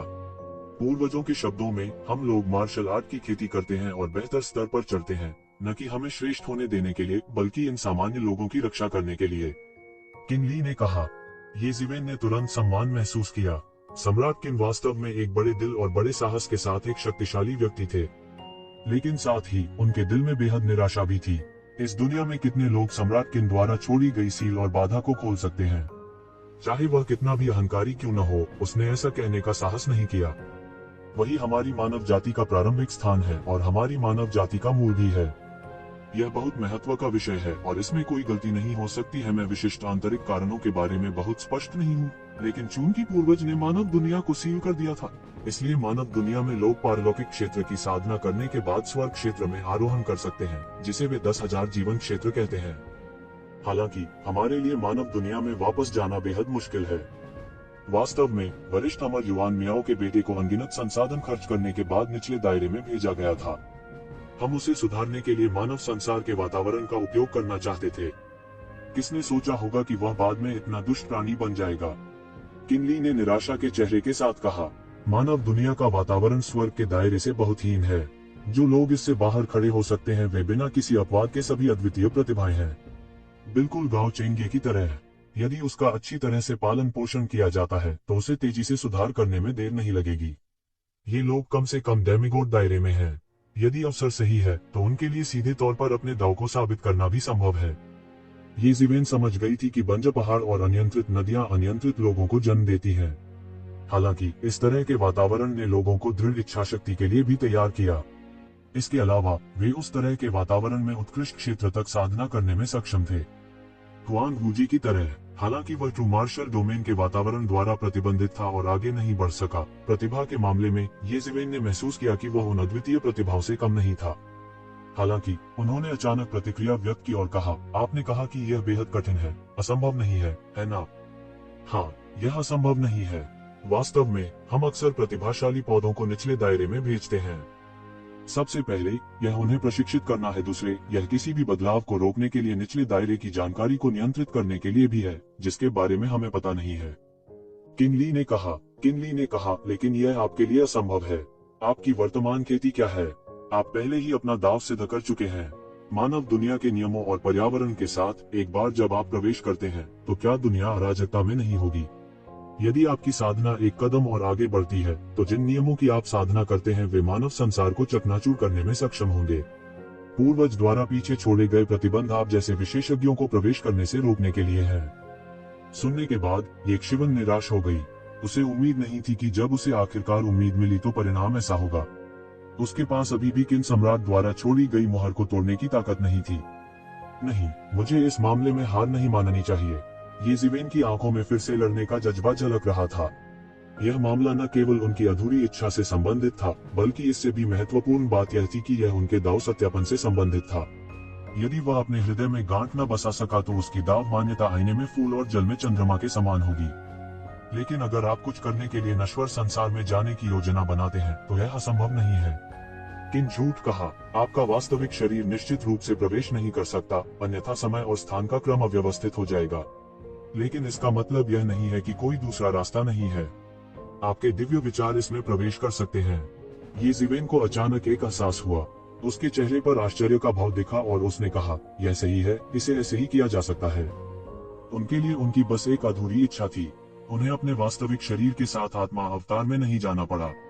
यह उनकी अपनी इच्छा का प्रक्षेपण भी था। क्यों नहीं? यह सोचकर वह अचानक प्रबुद्ध हो गया। हालांकि आपको यह जानना होगा कि हर बार जब हम सील में दरार खोलते हैं तो हमें एक बड़ी कीमत चुकानी पड़ती है। भले ही अन्य अमर विरासतें हमें इसे खोलने के लिए कहें, हमें भी बहुत सारे संसाधन खर्च करने होंगे। किनली ने ये ज़िवेन को देखते हुए कहा, कोई बात नहीं, कीमत क्या है? यक्षिवेन अचानक गर्व से भर गई। क्या वे नहीं जानते थे कि उनका उपनाम महान टाइकून ये था? अंत में यक्षिवेन ने भी एक बड़ी कीमत चुकाई, कुल 30 छद्म दैवीय उपकरण। उस समय उसके पास छद्म दैवीय उपकरणों का उपयोग करने का समय नहीं था, लेकिन उसे उन सभी को सौंपना पड़ा। हालांकि वे केवल छद्म दिव्य उपकरण थे और उनकी तुलना दैवीय उपकरणों के मूल्य से नहीं की जा सकती थी, लेकिन उनके और दैवीय उपकरणों के बीच का अंतर केवल देवताओं द्वारा उकेरे गए दाव पैटर्न का था। छद्म दैवीय उपकरणों की शोधन सामग्री भी कुछ दैवीय उपकरणों से बेहतर थी। जब इन सामग्रियों को तोड़ा गया तो वे भी बेशकीमती थीं। भविष्य में उनके लिए दैवीय साधनों में पदोन्नत होना असंभव नहीं था। 30 दिव्य उपकरणों की कीमत पर ये ज़िवेन को अंततः मानव दुनिया में अपने दिव्य विचारों का एक छोटा सा टुकड़ा भेजने का अवसर मिला। मानव दुनिया में प्राचीन फूजो शहर चीन के 32 आधार शहरों में से एक चीन के दक्षिण में खड़ा था। यह प्रलय के बाद से एक लोकप्रिय आधार शहर था। इसे अब तक समाप्त नहीं किया गया था और यहाँ तक इसका अधिक से अधिक विस्तार होना शुरू हो गया था। हजारों साल पहले जिस शहरीकरण की समस्या पर चर्चा होती थी वह अब समस्या नहीं रह गई है। कुछ साल पहले आसमान से गिरी अज्ञात वस्तु की वजह से इस शहर में मार्शल लॉ लगा हुआ था। उनके जीवन के लिए यह एक उड़ते हुए बादल से अधिक कुछ नहीं था और वे इसके बारे में बहुत पहले ही भूल चुके थे। वैज्ञानिक और तकनीकी प्रगति द्वारा लाए गए सामाजिक परिवर्तनों ने पहले ही इस समाज को बहुत बदल दिया है। हालांकि अधिक संसाधनों का उपयोग सेना को सशक्त रूप से विकसित करने के लिए किया गया था और सेना ने भी बहुत सारे संसाधनों का उपभोग किया। हालांकि हजारों साल पहले की तुलना में लोगों की आजीविका में सुधार हुआ था, लेकिन लोगों ने कल्पना की थी कि इस तरह के धरती को हिला देने वाले परिवर्तन नहीं हुए थे। विज्ञान कथाओं में मानव श्रम की जगह लेने वाले रोबोट दिखाई नहीं दिए। हालांकि 2012 ईस्वी में हुई प्रलय की तुलना में सबसे बड़ा परिवर्तन यह था कि मानव के बीच मार्शल आर्ट का बोलबाला होने लगा। प्रलय ने लोगों को इस दुनिया में अत्याचारी राक्षसी जानवरों के अस्तित्व के बारे में जागरूक किया। बंदूकधारी साधारण सैनिक इन अत्याचारी राक्षसी दरिंदों के सामने कुछ भी नहीं थे। यहाँ तक जिन परमाणु बमों पर मनुष्य ने भगदड़ मचाने का भरोसा किया, वे कुछ शक्तिशाली राक्षसी जानवरों के पूर्वजों के सामने कुछ भी नहीं थे। अब तक मनुष्य विज्ञान और मार्शल आर्ट पर समान जोर देने वाली सड़क पर चल पड़ा था। तब से 1000 साल से भी ज्यादा हो गए थे। चहल पहल भरे कैंपस में 18 या 19 साल का एक खूबसूरत लड़का इतिहास की किताब लिए चुपचाप पढ़ रहा था। उन्हें पृथ्वी छोड़े हुए 1000 साल से अधिक हो चुके थे। वह कितना भी भाग्यशाली क्यों न हो, वह जानता था कि उसे अपने माता पिता और रिश्तेदारों को फिर कभी देखने का मौका नहीं मिलेगा। जब उसने पहली बार खबर सुनी तो वह तुरंत बेहोश हो गया। उसने अपने हृदय में जिन भावनाओं को दबा रखा था, वे अचानक पहाड़ की धार की तरह फूट पड़ी। अंत में खुद को एक साथ खींचने से पहले वह 1 साल के लिए उलझन में था। कम से कम वह यहाँ आने का कारण नहीं भूले। वह मूल शरीर की आत्मा के संघनन से बना एक शरीर मात्र था। स्वाभाविक रूप से उनके लिए मूल शरीर की ताकत होना असंभव था। वह शुरू से ही अभ्यास कर सकता था। सौभाग्य से जब उन्होंने पहली बार अपने शरीर को संघनित किया तो उन्होंने इसे सबसे उत्तम अवस्था में संघनित किया। इस तरह वह एक महान प्रतिभा थे और सभी मार्शल आर्ट उनकी उंगलियों पर थे। इसके अलावा उन्होंने पहले ही एक बार इसका अभ्यास कर लिया था, इसलिए वे इससे बहुत परिचित थे। कुछ ही वर्षों में उसने पहले से ही जियानिटियन महान पूर्णता का अभ्यास कर लिया था। यह उसके जानबूझकर अभ्यास किए बिना था और बिना किसी आकस्मिक मुठभेड़ के वह अभ्यास करने के लिए लगभग अपनी प्रतिभा पर निर्भर था। इस समय उन्होंने वास्तव में महसूस किया कि एक वास्तविक प्रतिभा कैसी होती है। उनके मूल कठिन अभ्यास की तुलना में यह बिल्कुल भी समान स्तर पर नहीं था, लेकिन गति के मामले में यह मूल शरीर के अभ्यास से तेज था। वह केवल भावना के साथ आहें भर सकता था। लोग वास्तव में असमान पैदा हुए थे। एक नींव के रूप में मूल शरीर के अनुभव और मार्शल आर्ट क्षेत्र के साथ जब तक वह तैयार था, वह केवल एक सांस के समय में सच्चाई के क्षेत्र में प्रवेश कर सकता था। लेकिन उनकी वर्तमान पहचान के लिए जियानिटियन ग्रेट परफेक्शन क्षेत्र अधिकांश परेशानियों से निपटने के लिए पर्याप्त था। हाँ, उसने अब स्कूल में फिर से प्रवेश लिया था और हाई स्कूल का एक वरिष्ठ छात्र बन गया था। उस समय लोगों को धोखा देने के लिए यह सिर्फ एक नकली पहचान थी, लेकिन अब यह इन कुछ वर्षों में उनके जीवन की मुख्य धारा बन गई है। उसका चेहरा बहुत छोटा था और वह एक किशोर की तरह लग रहा था, जो एक छात्र के रूप में खुद को छिपाने का सबसे अच्छा तरीका था। पिछले कुछ वर्षों में वह इस नंबर 8 हाई स्कूल में कुछ हद तक प्रसिद्ध हो गया था। हर कोई जानता था कि येज़ेवेन हाई स्कूल के 3रे वर्ष में थी। उन्होंने अपना खाली समय पुस्तकालय में बिताया और उन्होंने इतिहास की किताबें पढ़ने में विशेषज्ञता हासिल की। केवल इतिहास की किताबें। ऐसे लोग थे जो पुस्तकालय में समय बिताना पसंद करते थे, लेकिन ऐसा कोई अजीब नहीं था जो केवल इतिहास की किताबें पढ़ता हो और केवल इतिहास की किताबें पढ़ता हो। हालांकि इस अजीबोगरीब ने केवल इतिहास का अध्ययन किया और इतिहास पर ध्यान केंद्रित किया, फिर भी उसके परिणामों को शीर्ष पर माना गया। कम से कम सामाजिक विज्ञान में उनके परिणाम शीर्ष पायदान पर थे। मार्शल साइंस में उनके परिणाम भी पास करने योग्य थे। 1000 साल से भी पहले की तुलना में अब छात्र जो सीख रहे थे वह निस्संदेह कहीं अधिक जटिल था। यह अब उदार कला और विज्ञान में नहीं, बल्कि सिविल और मार्शल आर्ट में विभाजित था। उदार कला ने छात्रों को विज्ञान और प्रौद्योगिकी का कुछ ज्ञान सिखाया, जबकि मार्शल आर्ट ने उन्हें मार्शल आर्ट का कुछ ज्ञान सिखाया। इसलिए नए युग के छात्र, चाहे वे कुछ विषयों के प्रति कितने भी पक्षपाती क्यों न हो, कई साल पहले उन्हें अभी भी कलम और तलवार दोनों में पारंगत माना जाता था। हालांकि येज़ेवेन के लिए ये चीजें मुश्किल नहीं थी। दाव सिद्ध करने की तुलना में यह सब बच्चों का खेल था। मैं अपने दिल में गांठ कैसे तोड़ सकता हूँ? येज़ेवेन ने किताब नीचे रख दी। अभी वह हर दिन केवल 2 ही काम करता था। एक को यह सोचना था कि उसके दिल की गांठ को कैसे तोड़ा जाए और दूसरा था अपने परिवार के वंशजों की खोज करना। उसने कुछ सुराग पाने की उम्मीद में उन इतिहास की किताबों को देखा। प्राचीन फूजौर शहर 32 आधार शहरों में से एक था जिसने अपेक्षाकृत कम क्षति का सामना किया और बहुत अधिक दानव जानवरों से प्रभावित नहीं हुआ। उसके माता पिता बच गए होंगे और शायद अभी भी उसके परिवार के वंशज पीछे छूट गए थे। अब यह लगभग उनका जुनून बन गया था। वह इस बात को लेकर भी बहुत स्पष्ट था कि इस तरह का जुनून जितना अधिक लगातार होता है, उसे सुलझाना उतना ही कठिन होता है, लेकिन उसके पास और कोई रास्ता नहीं था। सौभाग्य से उनके पास इस समस्या को हल करने के लिए बहुत समय था, और समय इतना जरूरी नहीं था कि उन्हें थोड़े समय में इसे हल करने की आवश्यकता हो। येज़ेवेन। उच्छृंखल पदचापों की आहट और तेज आवाज ने उसके विचारों को भंग कर दिया। क्या बात है, तुम इतनी जल्दी में क्यों हो? येज़ेवेन मुस्कुराए और ऊपर देखा। वह एक 17-18 साल का खूबसूरत लड़का था जो नीले रंग की स्कूल यूनिफॉर्म पहने था, तेजी से उसकी ओर चल रहा था। एक कमबख्त कमीने के पैर ठंडे पड़ गए और अब 5 में एक काला कम है। लड़के ने झट से कहा। ये जिवेन मुस्कुराए। इस लड़के का नाम गाओ तियानसी था, जो पिछले कुछ सालों से उसका अच्छा दोस्त था। वह नंबर में एक प्रसिद्ध स्कूल हन भी था, आर्ट हाई स्कूल। एक असाधारण पारिवारिक पृष्ठभूमि और एक सुंदर उपस्थिति के साथ वह कई लड़कियों का लक्ष्य था। उदार कला में उत्कृष्ट, मार्शल विज्ञान में उत्कृष्ट और कम उम्र में वह पहले ही जियानेटियन क्षेत्र में प्रवेश कर चुका था। नहीं में आर्ट हाई स्कूल, इस उम्र में केवल 10 लोग ही ऐसे थे जिनके पास ऐसी साधना थी। ऐसा लग रहा था कि लगभग 10 ही थे, लेकिन नंबर 8 हाई स्कूल के तीसरे वर्ष में हजारों लोग थे, इसलिए कोई कल्पना कर सकता था कि वह निश्चित रूप से एक प्रभावशाली व्यक्ति था। इसलिए बहुत से लोग बहुत उत्सुक थे, सभी पहलुओं में एक आदर्श व्यक्ति। ऐसा व्यक्ति उस इतिहास के जानकार के साथ अच्छा दोस्त कैसे हो सकता है। गाओ तियानसी के लिए धन्यवाद, वह पिछले कुछ वर्षों से परेशान नहीं हुए थे। क्या आप किसी अन्य व्यक्ति को अंदर नहीं खींच सकते? ये जिवेन ने सिर हिलाते हुए कहा। वह जानता था कि गाओ तियानसी 1000 साल पहले के लीग ऑफ लेजेंड्स के खेल के बारे में बात नहीं कर रहा था, लेकिन मेचा वर्ल्ड एक पूरी तरह से वर्चुअल मेचा गेम है।